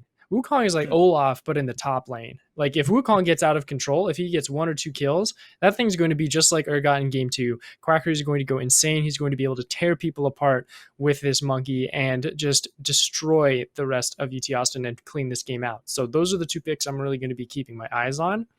And for the rest of the team, you know, the run back down bottom lane, I'm going to see how those summoners are going to change up or how well Kuderik and Wakanari really adapt to this new change. Well, now let's take a quick look at the priorities yet again and how they did play this one out, as I do have the pro draft in front of me now. It was Aphelios' first pick for Illinois. Yet again, they really do feel like that's their best ticket through this one. Obviously, it worked well in game number 1, but hasn't had the same showing in the AD role since. UT prioritized Lucian Lysandra, trying to give 2 L's over now to the side of Illinois. I like the Lucian pickup, the Lysandra as well, something that's been banned away from them. They didn't want to risk waiting until the next phase for it that time around, so that's the play that they want to make happen, and I appreciate it, and I hope it obviously works out well for them. Sejuani, Xerath to round out Illinois' next side, and then they finished with Wukong Lulu. It was Nami, and then Kayn was actually the last pick for UT Austin here. So the Longhorns decided at the very last minute Kayn would be what they decided to come with. That's why there's obviously some jungle bands there on the back half of it with Echo and Rek'Sai being taken out. They very much want to hit Mr. B where it hurts. We'll see if this Kayn is just something that he's kind of, okay, I'm picking the best of what's left here, or if this is hey, this is great, I'm in a counter picking position, I can get exactly what I want to here, and that's Kayn. Because like Graves was still on the board. It was. So I don't know why you would pick Kayn over Graves if you wanted something more early aggressive against Sejuani. You also have Elise, which is slowly like sort of whittled her way out. She's like on her way out of the meta, but is still a strong early game jungler, especially with that clear. But the Kayn is just, I feel like it's just because it's such a recent aftertaste from the meta because of how strong Kayn was literally 2 patches ago, where they had the buff to Kayn's healing on his Darken and just went insane with how powerful he was and how he just could not die if he got 2 kills under his belt and then went red Kayn. So I guess like that's the thought process of like, hey, this thing was super strong. They didn't really change much to it, so let's just carry on with it. I'm confident in it because I practiced it recently. Instead of like the I don't Elise or the really truly. Graves. Well, everyone's taking note of the fact that Xerath brought heal to this particular one. Maybe they were expecting Yeah. a teleport, perhaps a barrier, but neither will be the case. So, quite a bit of global advantage there, actually now favoring the side of Texas. Feeling pretty good about that one with mid lane being able to teleport wherever. And I see the thought process behind that, right? Because your Xerath, once you get to level 6, you can, be 6 miles away and still just drop ultimate on a fight that's happening. You maybe don't need to feel as global to chase that down, but at the same time, gets late enough in the game where you're being dragged up to the top side, up to the bottom side. Teleporting across the entirety of the map could be a huge advantage for Sonder if he's able to play that one correctly. So I'll be very much looking to see if that happens. True. It's mostly just for the strategy that I was talking about during the draft, where Yellow Bumblebee and Sonder are going to work together to say, all right, we're going to jump in, get locked down, and just keep hard stacking Cane orbs onto you. And that's really the only like heal process that I think of. Also the fact that Sonder went Electrocute, but he didn't know that until he loaded into the game. So the fact that the heal is just straight for the laning phase is totally fine, especially with the amount of wave clear that his team has. And then Quacker will be able to do the teleporting for the rest of his team.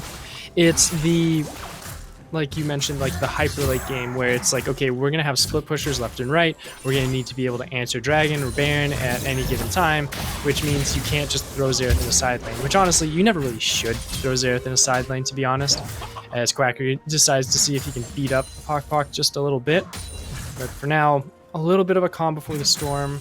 You're not going to see Bumblebee doing too much at the moment. And same with Sushi Kill. They're going to play safe until they can honestly like do their initial clear, go back, get their items, and then look for those ganks into probably this mid and top side. Early gank pressure going to feel just a little stunted, I think, for both of these junglers. Both like to be around that level 6 to feel like that at their full potential. Obviously, I think just a little bit more prowess and power to Sushi Killer there, with the ability that Sejuani can really just shut down a lane with. Yeah, well, Bumblebee obviously content just a hard farm here, and actually that seems to be the sort of sentiment for everybody at this point in the game, is nobody really wants to step out too far from this one. I think both teams now feeling the weight on their shoulders. Illinois saying, hang on, we really can't take this series too lightly anymore. And Texas saying, okay, we got the momentum, but now we have to heat this up in a controlled manner. We can't just play too fast and loose and let this one fall to the wayside. Yeah, so keep your eyes on mid right now, because Yellow Bumblebee, he's doing Scuttle bot side, and will most likely either stop and recall and go back and get that initial clear, like that initial item, or see if he can try and find some damage onto either Sushi Killer or onto Dandito. You immediately see that Dandito says, all right, I pushed up, can't do much, but whole bottom lane is looking tasty. Yeah, I mean, speaking of damage, right, that's one heck of a trade. And now we do have Yellow Bumblebee just hanging off in the wings here. Could just be the counter jungling. Hey, that's all well and good. Maybe they'll try to set up for something here as well. But I think just the Krugs and a quick trip through with the sweeper is all they really need to worry about setting down. And they'll just back out of this one in one piece. Okay. I'll do that. All right, there's the initial resets from both of these. A little bit faster, though, for Sushi Killer, because he didn't sort of go for that invade like Bumblebee did. Like, he gets that additional farm from the Krugs, which is pretty darn nice if you ask me. That's exactly what you want with the Cane, to try and get to that item first, trying to get to 6 first as well, as you mentioned, with the necessity of that for both of these gank pressures. The other sense also is the Dragon. Like, you think of both these junglers, they can't do what Olaf does, where they can just solo Dragon effectively.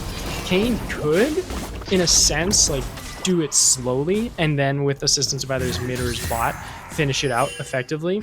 But there's really not a lot that these guys can do until we hit to that 6th level. So it's such a change of pace too, right? Like, the first 2 games were just so blow for blow. Then the third was just this massive, like, powerhouse snowball of UT Austin, like, from the get-go. And now we're in a game where 5 minutes, we haven't even had 3 kills yet. It's such a change of pace. It really is, and we might be finding the damage, but Noodle's right over the wall. Very easy. Oh, there's Sushi. Yeah, says not too worried about that one this time around, and we'll be able to just get the back safely. Sushi just trying to get some vision down around the river. They know that playing around this bottom side is important, as Noodles, obviously, well, he had one hell of a showing on the Lucian to begin with in the last game. Kudrik and Wakanari do not want to give him the tools, the opportunity to be able to build back into said showing. So right now, a little bit of dragon action coming out from the side of Illinois. Oh, there we go. Around this Cloud Drake. I do like it. They should be able to get this one fairly uncontested. So about half HP down, and really no chance of that one coming back. So they'll pick that one up for themselves very nicely. Didn't even need to use the smite. Sushi Killer feeling great about that. Honestly, that's fine, right? Like we were talking about how there's not really that much prioritization on the jungler or for the dragon for either of these junglers. And just because they were able to read that the recall came in from Noodles and Velocity, they knew that Yellow Bumblebee wasn't in the immediate vicinity, so it was really just a comfort to just go ahead and take that with no problems, especially when Dandito had neutralized mid lane. So now they have eyes on Yellow again, that he's going to be recalling and trying to get some more items into his pockets. Goes ahead and gets a boot, as well as an additional longsword to try and get that Warrior's Enchantment. And a little bit of tempo as well in this bottom side means that, well, you get that red buff, clear it up, get to Sushi for level 6, but oh, Ignite coming in from Noodles. They might try and go in on this. He's got to be careful. That's a Xerath power. He still finds first blood, though. Wakanari gets the kill credit. That's actually still so great for the side of Texas to start this one off. Yes, okay, you give an assist over to Dandito, and that, by all counts, sucks. But here now, Bumblebee trying to come back in, actually says the fight's not over. Sushi Killer going to be taken out, and Yellow Bumblebee's going to flash for Wakanari. He's going to force the flash out of the Lulu. And that's, I think, a well worthwhile trade at this point, making sure there's no crazy flash polymorphs or hugifies coming through for Wakanari once he hits level 6 in just another couple minutes here. So Yellow Bumblebee coming out ahead, Noodle I think coming out ahead, and really the worst part about that, I would say even worse than the kill for Wakanari, is the assist that Dandito got. Yeah, and not to mention the fact that Yellow Bumblebee turned level 6 immediately during that fight, so it was just a huge turn of the tides. And that's exactly what you want for that Kayn, to get some additional kills onto yourself and see if you can ramp back up and get to that transformation as soon as possible. See what else the rest of his team can provide, because it's been pretty calm on the top side for now. Quack has been able to deal with Quacker's Wukong for a good while, even though he did go executions as well. So you got a tanky Aatrox compared to that, but Kudrik, that shield though. Oh, he's so strong, but he's not going to survive this one. Surely Noodles is there, but stunned up. Saunders the one that they want to find, though. We have a fight in the top lane as well, as Quacker is quite low for this one. That's Bumblebee taking it on out. So it's a 2 for 2, a little bit of cross-map action. Support and mid taking out on the side of Texas. AD and top taking out on the side of Illinois. And the pressure in this bottom lane now that they're going to be able to build is going to be, I think, very worthwhile. Giving a slight edge in that fight, maybe, to Illinois, but they actually don't stick around for it. They're still scared of Noodles. Yeah, honestly, I would have just dive Noodles, but they're a little bit scared that Velocity would have been back in time to get that. But yeah, the ult's taken away, but also means that with the kill that happened topside for Yellow, and that they got the information that Sushi's bottom side, he goes ahead and gets to clear all of the top side of Sushi's blue end. So he gets the blue buff, he gets the Gromp, he gets the wolves. That's so much gold going into his pockets right now. And I don't know how close he is on his transformation. Let me see if I can find out. He's pretty darn close from what I'm seeing. That I think it's actually he's ready to transform in just a few more hits. So if he at least gets like a WQ combo onto Quacker or onto Sushi Killer, he's got red ready to go. So he's got to make sure that he can get that as it is. But honestly, he can just go Rift Herald if he wants, but decides, you know what, let's go ahead and recall, let's get that Warrior's Enchantment, and then really feel the power. Definitely just wants to ramp up Rift Herald. Something that you can't give away lightly here. Well-known fact for the likes of this Texas team, as Rift Herald really did just cause them so many problems throughout the entirety of this series. They're trying to be, I think, respectful of that in the way they're approaching this situation, but that does mean we're under a minute now before the Ocean Drake is going to come up, and this is going to push us now, of course, to whatever Soul Drake is going to be on the map and Rift change. So either the Infernal or the Mountain to follow. Definitely want to get a quick look at that and rush us into that point of the game. If we saw an Infernal Drake, we would have every type of rift thus far this series, if that does pop for us. So I'm crossing my fingers for that, just to get a little bit of elemental balance here, little avatar combo coming on through. But either way, that's neither here nor there. The Drake's still a good 20 seconds away, and you can definitely tell that it's being well postured for by Illinois. They've got 4 members on the bottom half of the map. Sonder has to make some decisions now because his teleport is down. Both top laners could TP in, so we might... Everybody could. Yeah, we'll see what they're going to do. This is going to be a clash of the battles. They want to go in for Booter. There's Picker and the Hugify, but they can't keep him alive. Bumblebee finds that one now. That's going to be a killing spree for himself, just pushing through Bandito. Oh, damn. Not where he needed to be there, and that's Sonder finding him out, interrupting mid-ult, flashing for it to get the root down there. Summoner heal. Is it the better summoner to bring after all? Sonder, you missed the point blank, and here's Sejuani. Just try for it, but at the end of the day, it's the trading blow. Takes it out, and the mid laners find themselves victims of their own violence here. The jungler, Sushi Killa, still off in the wings, but Bumblebee's so strong. I think this dragon does now look to favor the likes of Texas. Yeah, we're going to see. They're going to go ahead and take this one with Sushi Killa only sitting at around 3rd health. He has no way to really try and contest this one. His Yellow Bumblebee, look at how healthy that boy is. He can go ahead and take that one. With that kill, it is an Infernal map. You know, we've seen one of each now, ladies and gentlemen, so excited so to correct see. me if I'm wrong for this, because we had an Ocean Dragon the first game, right? Yes. And then we had a Cloud Dragon the second game, Earth Dragon Soul third, and now Infernal fourth. Isn't that the same? Isn't that the same order the books are in for Avatar? So assuming, not exactly, because book Not exactly. 1 is water, Aang already knows air. So yeah, no, but book two is still air, it, isn't it? Yeah. If we just say air cancels out, then that's exactly how it works. Yeah. We're in an anime, Corvus. We are, and so okay. Oh no. If this is an anime, I think this bodes well for Texas, right? They've got some serious main character plot armor coming through. They do. If they're the ones poised to reverse sweep, right? Like they gotta be the anime MC, but. You know, animes are seasonal. Sometimes you don't have the MC take it all the way through, or Illinois maybe trying to make the case for themselves as well. Quacker there, taking the damage, but Pok is the one to have to be careful. Maybe not if they can get in with Bumblebee, but there's a Xerath from downtown. That's why he doesn't need that teleport. This may be the first death coming out for Bumblebee as well. If he cannot get out with the flash, that's going to be the shutdown. One by one, they all file in. Sonder wants to find it. Can he be the one to clean up this mess? The double kill says most certainly, as that one comes through. Xerath not able to get there in time. So at the end of the day, they still pick it back up. It's a 2 for 2 and a messy one to boot. Yeah, and Yellow Bumblebee still hadn't transformed yet. So after that fight, I have to say, if you don't have transformation yet, I don't know what you do in Yellow Bumblebee, because you are ready to go for that red cane for anything at all. So once he goes ahead and respawns, I'll check in and see what he's going to be having on board for us.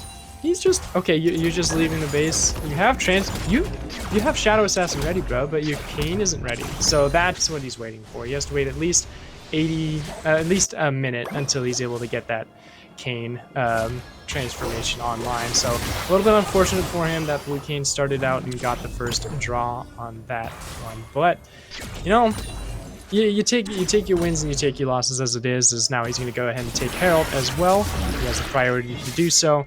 And the rest of Austin will continue to carry on their way. 14 minutes, almost 15 minutes into this game. And honestly, it's still looking so bright for them right now. 3,000 gold, 2,000 in their favor, which is just enough for both Yellow Bumblebee and Noodles to really have that confidence to continue just pushing down and pressing their heel against Illinois.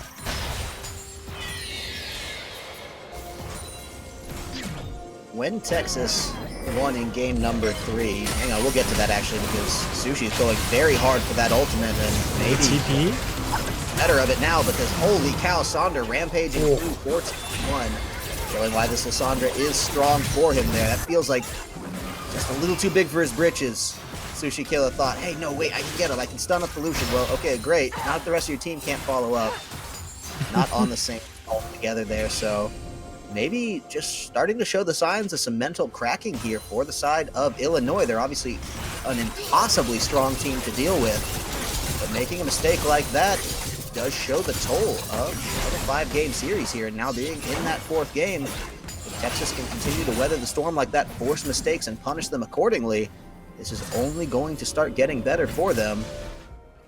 That said, not as definitively Texas favored as the 3rd game was, and every time it's felt even at about 15-16 minutes thus far with Illinois, they've found some answer to really change the landscape by that 20-minute mark. Yeah, so we'll have to keep an eye on that one. Dragon is going to be up in around 50 seconds or so as well.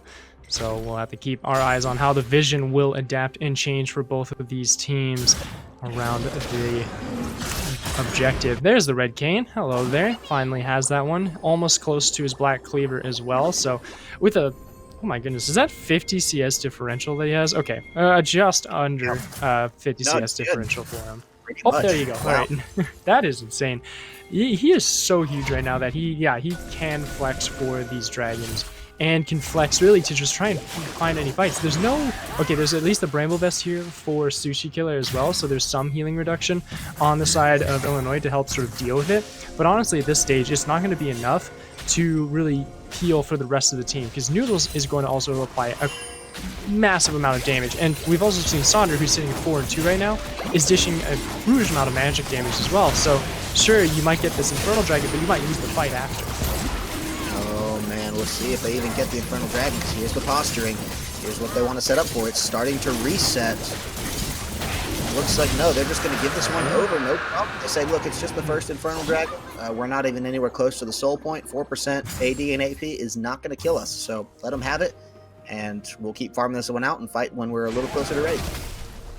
Yeah, 4% might not kill you, but 8% might, so gotta keep an eye on that one. And 17, almost Baron. Baron's gonna be up soon as well, so this is where neither of these teams are actually ready for it. They just have to play a little bit more safely, because even then, only one turret has fallen in this entire game, and that's on the top side to the Tupac Box Aatrox. So even with that turret down, the next one that it looks close to even falling is this bottom one here for Illinois, and Austin would be able to claim that one 2-0. I think that's the play, to be honest. Like, you go back, Sonder recalls now, you push out mid with Yellow Bumblebee, Sonder comes down to bottom lane, and you dive this bottom lane. Like, you have the lockdown with Cassandra, you have the damage with Noodles and Yellow Bumblebee.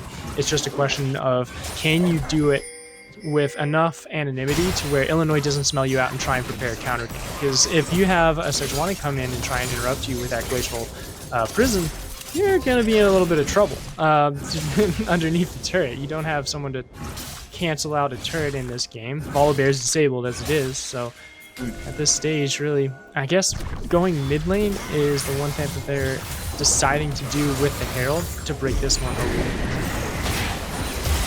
Certainly without plating, gonna feel like the Herald's got this one sewn up for the most part. Yellow Bumblebee more focused with just grinding away the jungle on the outside, knows that he's not needed for that tower to go down, so they'll feel good about that takeaway for themselves, getting the second tower down now. And look, you're still in a great position on that bot lane outer, right? That thing still just sneeze on it.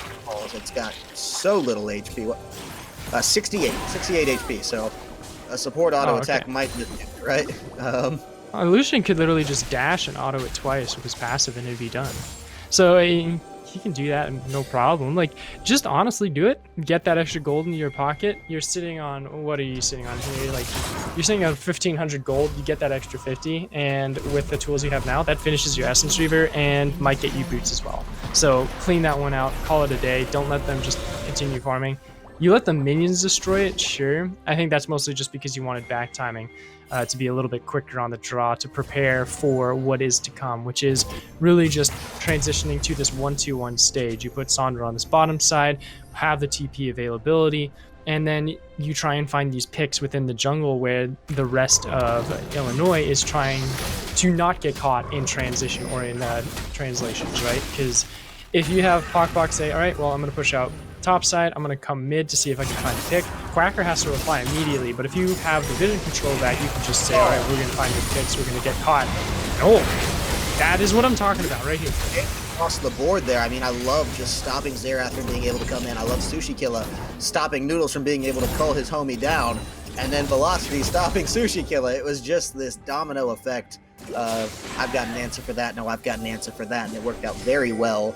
Noodles, the one that was a little worse for wear at the end of the day, but both carries did have to walk away using their flashes for that one, and now having to do the fancy feat to dodge the Xerath ultimate does so effectively, doesn't land a single one for Bandito there. Bumblebee on the sidelines. This may be the go button that the side of Texas is looking for, and Wakanari is the one walking right with it, but does have some quick movements to get out. That's the flash. They're trying to go in. Can they make it happen? Sander uses the Johnny's quite early. Quacker is there as well, trying to make something happen. You're under the tower. Quacker gets velocity. Another one to fall. It's Lollipop's gone down. And Sushi Killer, he wants to find more out of this one. Nice hold off by Illinois, feeling really good about their chances now to really make something happen in this game. And that is exactly what I wanted Austin to do, but they just went way too overboard on that one, and Illinois was able to reply perfectly. Like, Austin did exactly as the catch process was supposed to be. They were supposed to catch someone in transition who's improperly moving throughout the map, and they tried to find Lulu, but then they just went overextended and then lost at the turret when they tried to dive underneath it. Now you have this Baron problem that you have to figure out when you have no ults available. You use summoners in a lost battle, and you might have to change from this 50-50. Jungle's dead. Jungle's dead. They killed.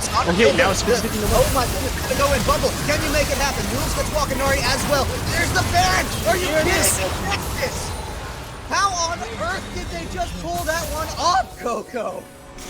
Sander is a mad lad. It was all the fact that they were able to dance around the Baron long enough, and just Baron kept on beating the crap out of Sushi Killer to a point where Sander could jump in and get that kill and get that lockdown and get out with no problem. And with that, you have Yellow Bumblebee saying, okay, well, Bramble Vest is gone, Wukong isn't there either, so we can go ahead and just obliterate the rest of Kudrik and Wakanari, excuse me, and then grab this Baron for free, because, well, it's no smite on the side of Illinois.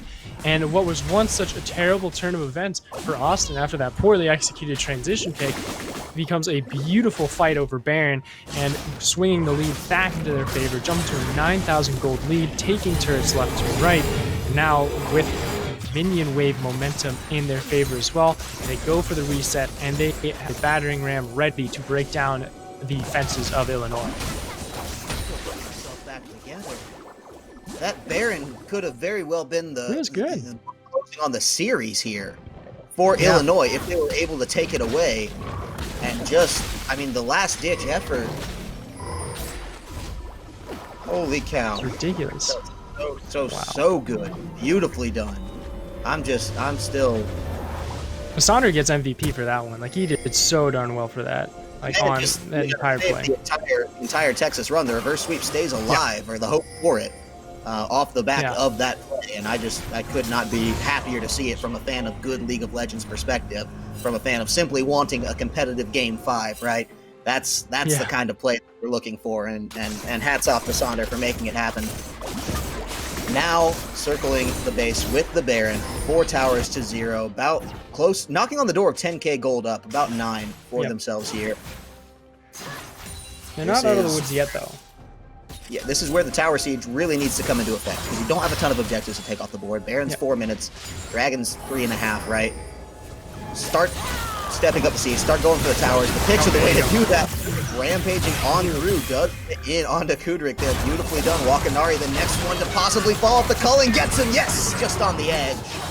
And now this tower, this inhibitor, certainly looked to be on death row. I was going to talk about how the only way that Austin would really be able to break the defenses is if they were able to pick again in that transition catch phase, because you can't really siege effectively against like a Xerath and an Aphelios, but when you have when you have members getting caught out in the jungle with no vision for them to even tell where you are, then yeah, that's perfect recipe for disaster for Illinois to collapse and bring this to a Game 5. Velocity 1, yeah, sure, you die. Your team is going to come in and clean up for you.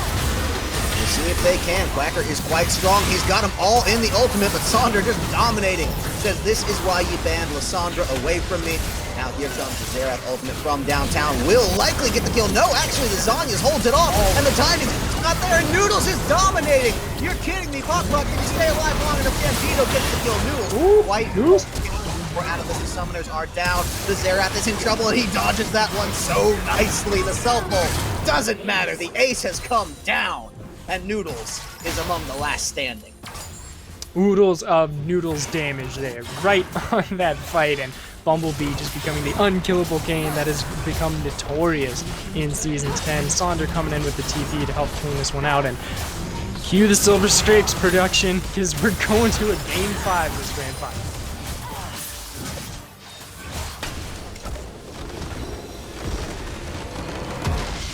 There's the beautiful Nexus explosion. So well earned from the Texas Longhorns there.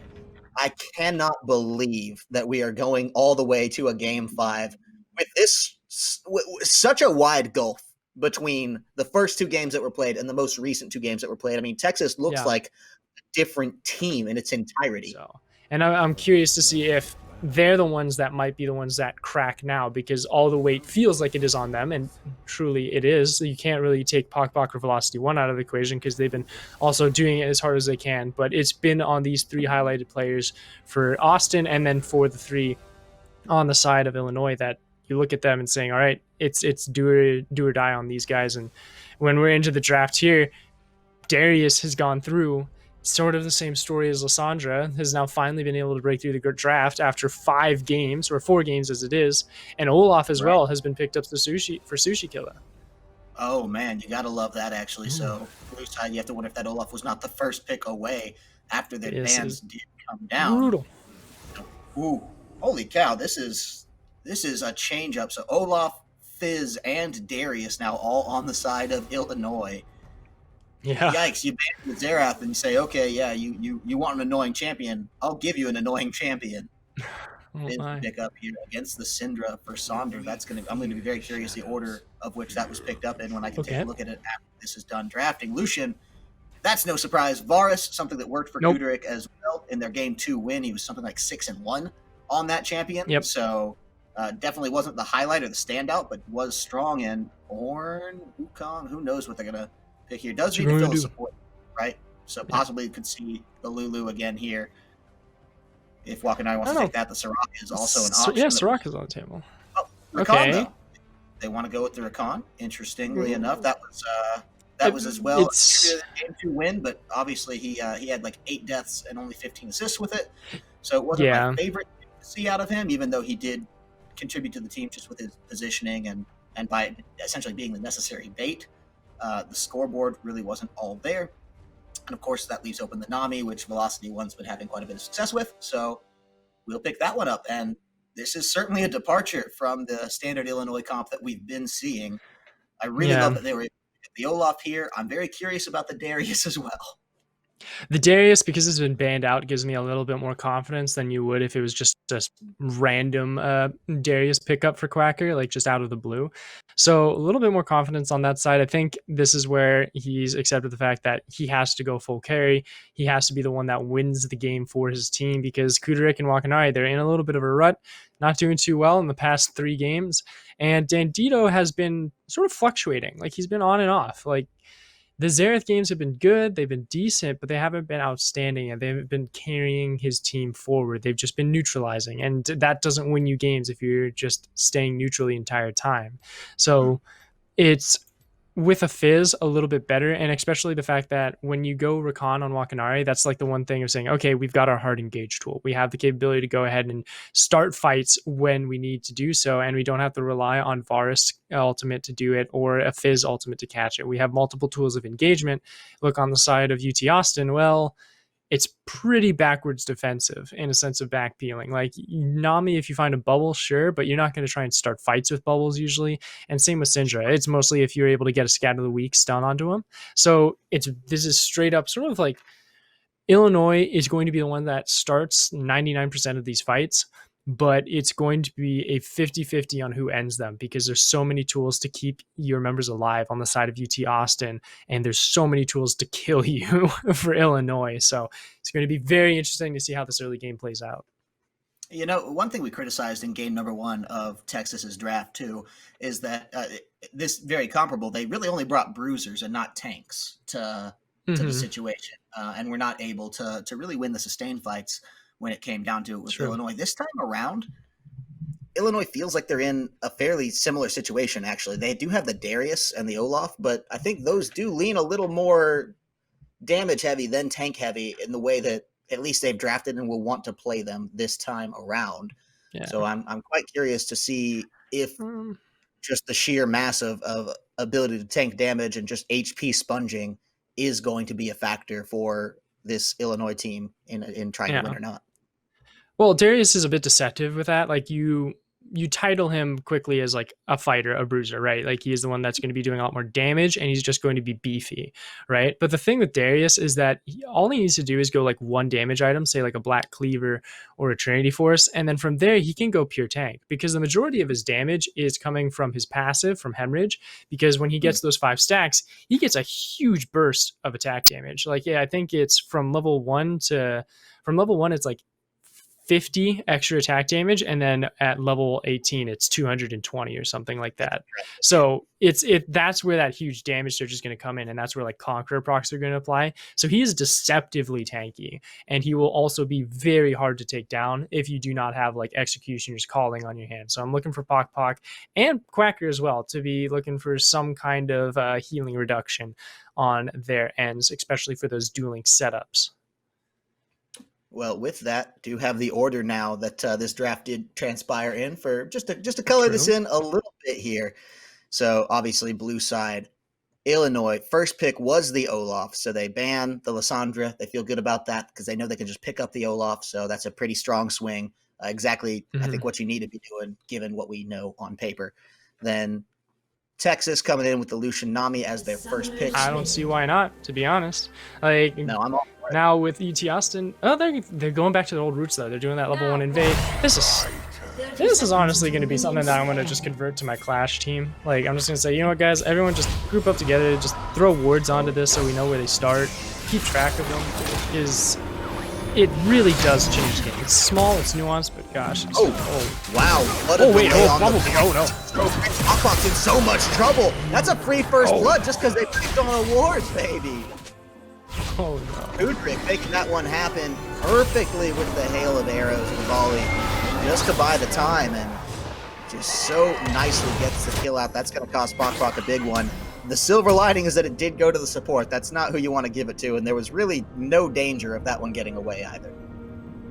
Yeah, the silver lining of that's pretty nice, the fact that it is the support, right? But he also went back and got a Dark Seal, so that's some additional damage and that you're going to have to deal with on that one. So some confidence coming out from Wakanari. I respect it. Good call on that one. But now it's, again, trades of the red buffs to either side, and then seeing how both these junglers will come into play. Because you look at Bumblebee will probably want to play a little bit safer, sort of in the same mindset as King, where you're going to try and power farm to level 6 to get your item spikes as fast as possible, and more specifically to play around your marks. Like, that's the one thing with Kindred, same thing with Kayn, in a sense of you have to play around your passive a little bit. Gives you that mini game that people have to remember that exists. Like, I remember now that even in solo queue, people forget that, oh, you need to go get the Kindred mark, or hey, let's go ahead and make sure that we're playing the Skarner pillars and dealing with that. Right. So trying to make sure that you're keeping track of those and making sure that they don't just get out of control is a good thing to keep in mind. It does tend to separate some of the great League of Legends players from some of the top tier ones, is how well they can juggle all the other little mental factors that are at play. And speaking of mental, I mean, we talked about pressure here. Poc losing that early first blood there, giving it on up, has to feel like, okay, now this is a lane to watch. Does he bounce back from that and be this, strong contributing Aatrox that we've literally seen, what we know he can be based on just this series alone? Or is that one going to get a combination of the fact that Quacker's on this Darius and really knows what he's doing, punishing that nicely. Look at trades like that. Okay. Be very interested in this lane. Yeah, that's exactly what you want from Quacker. And he has Flash Ghost too, so if you get into trouble, you are in some deep world of hurt for Pock as well. So you got to play safe. You got to play close to the chest. Don't want to go out of your way to really let Quacker have any like room to reach out and just take the kill for himself free of charge. And, you know, same story though on bottom side, because Noodles and Velocity 1 sort of also like Quackers. If you give them any sense of room to reach out and try and get a punish, they will take it. They will take it no problem. Like, this Nami Lucian has been working splendidly this series. Not something that I'm used to seeing, but it's been fairly effective for today in this championship. It absolutely feels like something that they're very well put together on, know what they're doing, and obviously have made a considerable stride through this series with Noodles. Quite a talented mechanical player, and a little bit of action in the mid lane, and this feels like a departure from game number 4, where everyone was saying, hey, you know what, let's just play this one slow, let's not worry about the bloodshed in the laning phase. This time, no, it's slap fights all around in laning phase. We're just going to deal the damage, we're going to beat everybody up, keep those health bars low. Spells on cooldown, so with that, quite curious to see if Sushi Killer can make anything happen for himself here in this bottom side. He'll have to cross through a ward, else run the long way. And I do have to wonder how comfortable he is on this Olaf, because we saw him attempt one gank onto Sonder. He missed the axe and just ran in and actually took more damage than he was able to spit back. True. You know, is this Olaf something he's comfortable playing, or was this just a sheer denial factor? I feel like it's much more sheer denial than anything. Oh, Sonder taking some damage. We have to keep in mind with mid lane for level 6 to see, because both of these Sentry and Fizz, they will kill you once you hit level 6, and they will kill you quick. But yeah, with that Olaf pick, definitely a denial pick. You didn't want that going to Bumblebee to where he was a little bit more comfortable. He was able to pick out that win in game 3. But it's not something where it's terrible in the sense of, oh, well, it's a unique pick, so I have to truly figure it out. Olaf is a very traditional jungler in high elo and in competitive. So he may be rusty on it more than he's unfamiliar. And actually he's going to be running into Sushi Killer, and Bumblebee might be coming and getting killed. Oh, the flash! That's beautiful. The auto attack follows him through the flash, takes out the kill. You just love to see that. No, obviously not if you're Illinois. If you're an Illinois fan, that one hurts. Texas going to be patting themselves on the back about that one as Yellow Bumblebee. Just the fade away. Some of my favorite frustrating plays in League of Legends to watch. Oh, because I hate it. It's slow motion. Yeah, it's slow motion for you when you see like that auto attack come in and just it's slowly flying towards you. You know it's gonna kill you. You're just waiting for it to hit in and proc, and it is just absolutely destroying of mental and just ego in a sense when that happens. But now with that change and with the stacks going over to Yellow Bumblebee, you gotta try and get something back, right? Like, you have this Cloud Dragon that's available. Again, Olaf can very much solo it, so you gotta make some space for him. Bumblebee, well, he knows that. He played it this series. Also make sure that you do not give him the chance to. So go ahead and grab some wards, get some vision control on this bottom side. And honestly, looking at this top end with Quacker, 46 CS to 49, Pock's doing fairly well for himself. Went Ninja Tabbing first, so he has a little bit more defense and can sort of run away when he can. But oh, Quacker, there you go. Ooh. Yeah, right as we're starting to praise Pock for feeling pretty great in this lane, he's just barely out surviving the bleed there. But flashes down across the board. No summoners in top either way for this dragon. It's all just on there who's there, and that is Texas to start things off. Fizz not connecting with the ult. Shark River didn't happen exactly this time around, and now Quacker, I think very wisely sticking around, might be able to get a kill in onto Pock here. Yeah, he's got the option. This he can looks just like go back. That's what I'm talking about. Don't give him room for reach. He will end you. Oh, there you go. That's it. Full in.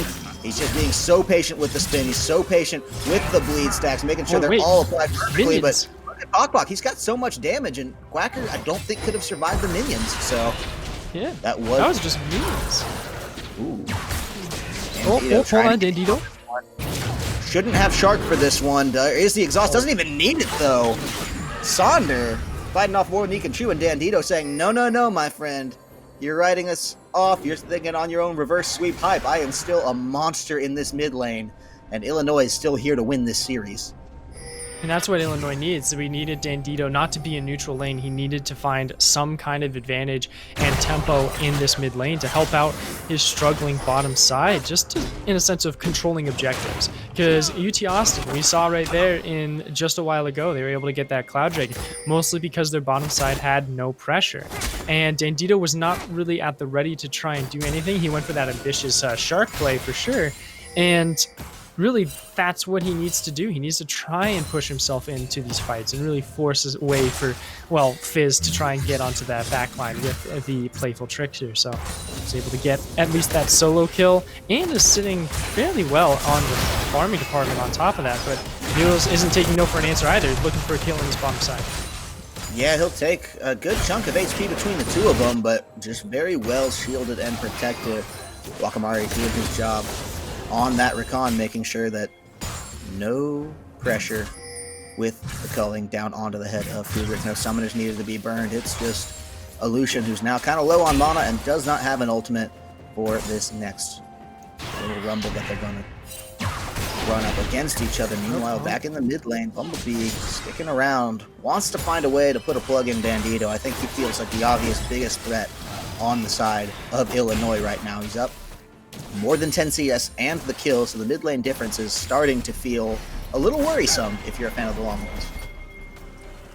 It's a question of how well Bumblebee on this Kindred is going to scale effectively in this game as well. Like, because Sushi Killa on this Olaf hasn't really replicated or mirrored the performance that Bumblebee was able to earlier in this series, so he's not going to just pop off and do amazing in this mid-game performance. And with Bumblebee's Kindred, you can sort of expect it once it hits around 2 items to really start to be painful and get a little bit more confidence into contesting objectives by herself, by Kindred's self. So this play that Sushi Killa is doing right now, trying to take this Herald, is smart, but you don't know where Bumblebee is at the moment. When you have Bumblebee come in and check in on this Herald, you're going to be in a world hurt, but at least Dandito is distracting for you, trying to look for a kill. Yeah, and here comes Bumblebee following through with the flash. Does have it flashed out of, so saves Saunders' life there, but will be a nice Rift Herald takeaway just by pressing that R button on Fizz. Dandito buying so much space on the map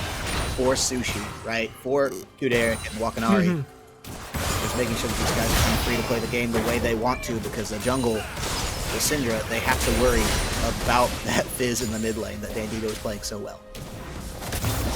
Yeah, still calm in the storm. There's the Herald on this top side. This is the thing that you need to do with Quacker on this Darius. You need to get him in a dominant lane.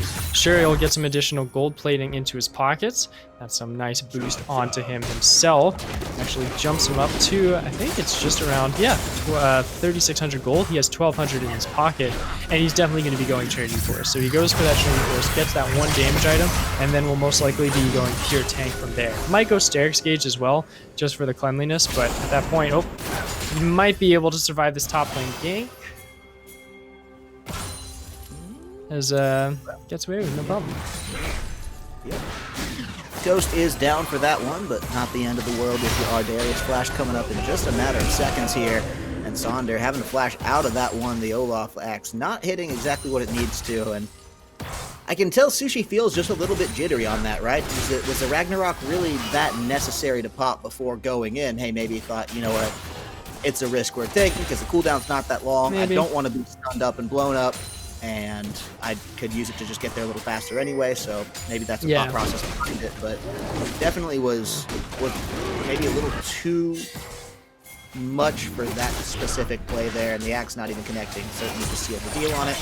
Sonder, with as carefully as he's playing around the Fizz, does give me a little pause, but now Chain Interruption does come down. They hit Wakanari as well, trying to get a little bit more out of this one. Nami's already down. Dandito found that one. The health bars are dropping though, and Bumblebee not able to do anything on the back line. The mountains are going to rise as the dragon does go down. That one was found by Texas, but it's all they've been able to pick up thus far as the fight's not going their way. Sushi might be the change of the tide for that one. Pop gets that one for himself. Kuderic though finds Sonder. Noodles, he's there, but his health bar's not good enough to try anything. He's found out by Dandito on the back line. This Fizz is a nuisance as Illinois cleans up the fight. A beautiful play there, beautiful fight after the dragon was taken, and they separated the members of UT Austin out there where they were not able to really amplify the composition that they have built up. They need to stick together, they need to stick close so everyone can peel for each other. That is the only way that these champions are really going to be put into a full effective unit, is if they are together, like working as one. Because, you know, you leave Sonder out on his own for 1 minute while he only has one tool to keep a Dandito away, who has, well, 2 to catch him up. So it's just that challenge of having to keep in that one cohesive death ball, and really it was just Illinois that was able to find the way to drive the wedge through and continue that fight, grab themselves a 7-2 lead. A little bit more traditional Illinois style. One player really making the difference while the rest of them kind of silently creep into this very deadly zone, right? This is all, hey, we're worried about Dandito. Hey, this guy's a threat. We got to play around this mid lane. And all the while that's happening, well, hey, here's a kill for Darius. Hey, here's a kill for Kuderik, who, by the way, has 5 assists. And all the while, Dandito, right? Sonder. He's just solo, right? Bye-bye, Sonder. This is so classic and comfortable for Illinois now. They're doing everything they can to prevent this reverse sweep, and they're doing it well. That is disgusting damage there from Dandito, and he's able to get that solo kill. 4-0 on this Fizz with Press the Attack, and you can see ping coming in. Varus' ultimate is going to be up soon. They could start a fight whenever they so choose, but ultimates are also coming up at the ready for UT Austin. Keep their minds set on that one. What can make happen here? UT Austin obviously in a position where they cannot just sit by idly. They absolutely have to press every little advantage that they can find. They're already just north of 5k gold down, 5.5 at this point. Have to be careful now, because yes, you got the 2 dragons. Okay, you forced those to a mountain rift, and you're going to have obvious advantage on those soul points. No towers have gone down, so the map really doesn't feel like that crazy of an exchange. It's just the kill pressure. And if you can find a way to do something about Dandito, to either keep him busy or to just try to force fights on the other side of the map, maybe you do have a decent chance at coming back to it if you are Texas, but it feels like that window is closed. Yeah, I'm smelling a turret dive down here as well. For UT Austin, they do not look like they're in a good position whatsoever. And Bumblebee saying hello to Wakanari and Mitsushi Killer. I don't know if you should take this fight. Kuderik doing so much damage. If Bumblebee was on the fence about whether or not he was going to fight before that, now he's made up his mind, hey, look, I just got hit by that thing. I cannot really try to engage this one. As top lane, Quacker's doing a good job of keeping Puckbuck on the back foot as well. No teleport on. So 4v4, but Sonder, yet again, found out by the Fizz. Dandito, the Bandito, so good at what he's doing and just holding this mid lane hostage. Seriously, this is ridiculous. 96 CS to 125, 5 kills to 0, and a huge gold lead. Like, he's 2,000 gold ahead, 2,400 gold in the lead, as a matter of fact. He is a massive player here for Illinois, and this is exactly what we needed from him. Wakanari taking a massive amount of damage from calling, but is able to skip away as Noodles takes a piercing arrow to the back. And this is such an intelligently drafted composition across the board around the Fizz. Oh man, another one. Around the Fizz for this Illinois composition. Their coach really been putting in the effort on this one because, look, okay, we know that the Lucian is a problem. Fizz solves the Lucian problem as well as the mid lane problem, right? It just, I can get this thing, and if you can just drop one bit of CC on him, his entire life is ruined because I can just do hashtag just Fizz thing, right? So this is very well put together by Illinois, and it feels reminiscent of games 1 and 2, where Texas, I mean, past the first 15 minutes, really doesn't seem to have an answer for anything that Illinois is doing. No, they really don't, and they need to get to that 2-item power spike. Like, Hawkwalk is sitting here, and he hasn't even finished 1 item yet. So he needs to get to that power spike as fast as possible, because he is not going to be able to deal with Quacker once these turrets start to fall, and he doesn't have a defense to go back to. Same with Bumblebee and Sonder as well. There you go, perfect example. Hawkwalk just falling immediately.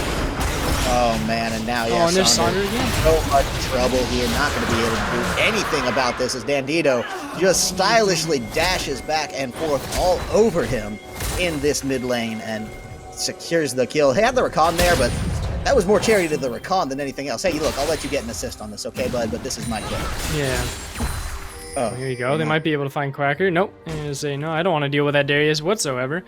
Because now they do have a Herald for themselves. Like, they were able to get that away, which is nice. So you deny that siege and push capability. But all 5 members of Illinois are here in this mid lane, and they don't need a Herald to break this one down. They're doing so much damage to just tear it apart. Here comes the rest of the gang to go ahead and break this one in. And there's no members on Austin's team that are at the ready to even try and answer this.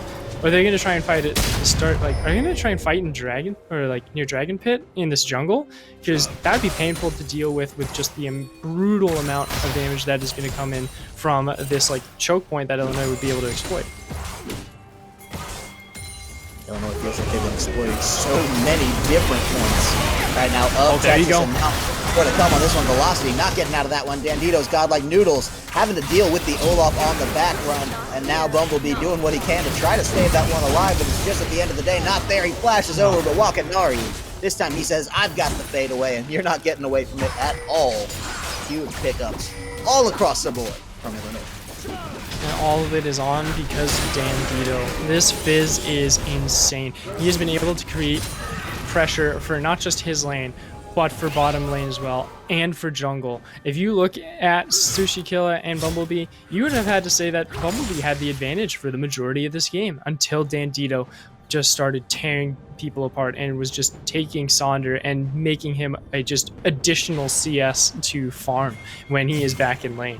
And same with bottom lane. He's able to find these picks wherever he goes, and that is really the only tale to tell for Illinois, that, like you said, with this pick, that it's answered all the problems that they had in the past 2 games. And really now it's again in Austin's court to reply and say, how are we going to answer to this composition? How can we stop this 7-0 Fizz? I don't think you can. That's the problem, is not when you're 0-5 on Sonder, right? Your best bet is playing around the Kindred, I feel like, or maybe just a godly lucky pick from Velocity. But either way, it just feels like so far behind in every instance. And Bandito, the mechanical play, dodges the bubble, still gets the kill. Rift Herald coming down now, possibly for this bottom lane. Sure, that's going to be nice. It's going to distract him a little bit, but this is so deadly dangerous to just be losing your mid laner like that for really no gain anywhere else, and to not be able to outpressure the Darius, because let's face it, Quacker's a monster. 2-0-1 on this pocket pick has been very effective. To not be able to do anything with top lane, because Pockbox has been so desperately shut down pretty much throughout the entirety of this one. And then the rest of the team of Illinois just waiting off in the wings here. This is all not even counting the fact that Bandito can hop in in any second. Yeah, we need to get out of there. There's no way to defend that turret. You can see Dandito on that side, just seeing if he can catch anybody in this jungle. He catches himself a Bumblebee. He says, hello, let's see what I can do with this one. Holy cow, wants to try to find it. There's no rest there for Kindred. Absolutely taken out and away. A 30-second death timer as well, with the Baron up is almost certainly a guarantee that a big purple power-up is coming the way of the Illini, and these towers are now in some real danger on the side of Texas. Yeah, just take this Baron, no problem. There's no jungle available. You've just taken Bumblebee out, and you have the damage to do so and take out this Baron efficiently. It's still slow because, well, you went Varus lethality, so he doesn't have that tank shredding capability for anything, but there's no pressure from UT Austin. They were trying to see if they could at least get a shutdown onto Dandito at the very bare minimum, and maybe see if they can prepare vision for Dragon, but at this point, you just gotta forfeit Dragon. You've gotta forfeit your jungle. You just have to hope and pray that Illinois overextends and falls into a trap, but these traps are going to be so hard to make. You need Punji stakes, you need flamethrowers, you need the whole 9 yards here for UT Austin to really take out any members of Illinois and really set this back up into a point where you have a sliver of hope to bring this game back into a win. You have to hold on to the hope in a situation like this if you are Texas. This is the never say die game. This is when you just say, okay, you know what? 5 people on a bad call is going to be better than 3 people on a good call. Let's get on the same page. Try to make one last-ditch effort and go for broke on who we decide and stick to that plan like glue. And that's a tough thing to do, and it's a tough thing to decide to do, and it's a tougher thing to execute on properly. But at this point, if you're Texas, you do not have a choice. Illinois have played this game so well, and I think it only adds to the fact that it's a tougher battle now for Texas since the momentum has been broken, since Illinois has been swinging that back, because it's hard to peel momentum back once. It's incredibly hard to do it twice, and Texas was able to dig deep for 2 games. But now to dig deep in this last one, after things have been going the way they have, is so much more difficult, and just a testament to the quality of Illinois' play. Definitely. And again, this is all this mental. They have stayed level-headed through this entire series, and finally you have your time to shine as a mid laner of Illinois for Dandito. They're going to go ahead to break down this bottom defenses of UT Austin. They are looking for the end. They are looking for that final nail into the coffin to end this grand finals. They're going to push for it. Looks like they're in a good position to start this one up. The tower is already getting taken out and away. Less than half HP now, and certainly destroyed quite quickly. The tower goes down in the top side, so one taken away there, but so ineffectual. Does not matter as this next one falls. Here comes the culling, the wave as well, trying to get more out of this one. Does knock him up. Take Bandito right into the middle of things. He wants Noodles, and he's going to get him, or he's going to die trying. This is the Kindred pop. This is what you need with the rest of the team. That's the story. They've been here. They've been in his shadow doing the damage. And Bandito, well, he may be on the front line, but the rest of Illinois has taken the towers and left the Nexus at just over half. There goes Kindred. There goes the rest of the game. There goes all the hope for Texas, as Illinois are doing everything they can to win the series. They don't want the kills. They just want the glory, and they have earned it.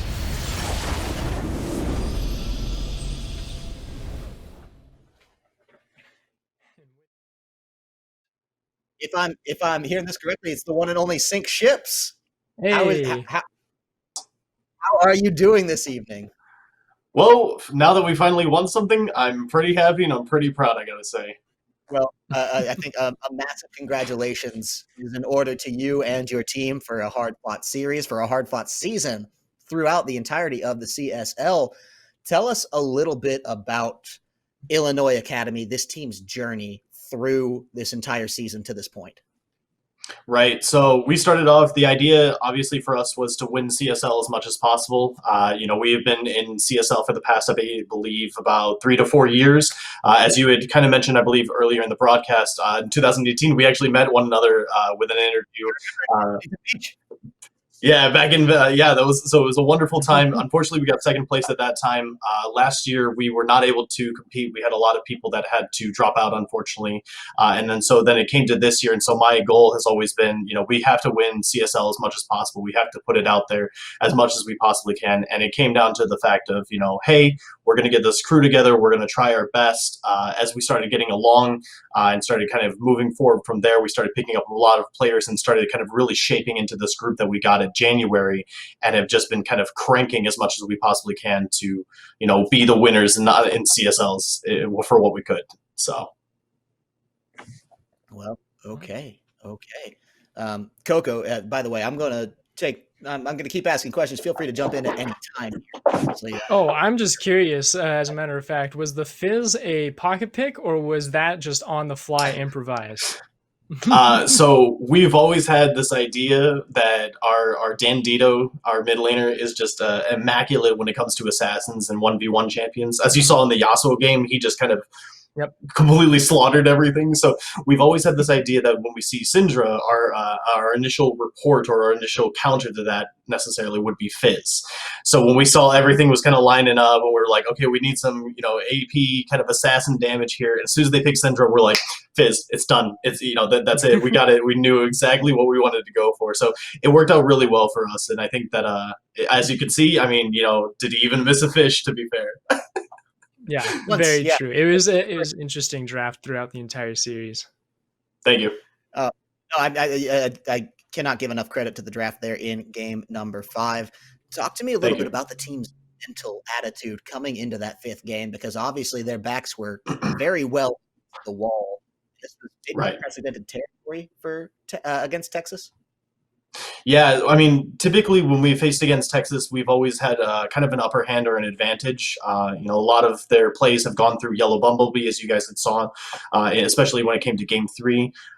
When we got into Game 3, we had this idea, we had this mindset of basically crushing Olaf in the early game, which led to that Graves misplay, unfortunately, and that kind of set us back from there. So we really had to kind of redraw everything back to the drawing board. And when we got into Game 4, we said, okay, that's fine. We'll just wipe it clean. We'll go to something else, basically try out a new composition.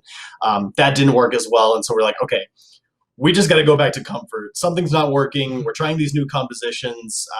Let's just kind of go to the easy peasy, what we think and what we know and what we love. And so we got our Darius one trick, we got our Olaf one trick, we got the Rakan, we got the Fizz, basically. So everything just worked out that you have to, when it comes to Game 5, you just have to rely on comfort, and that's what we came down to be. So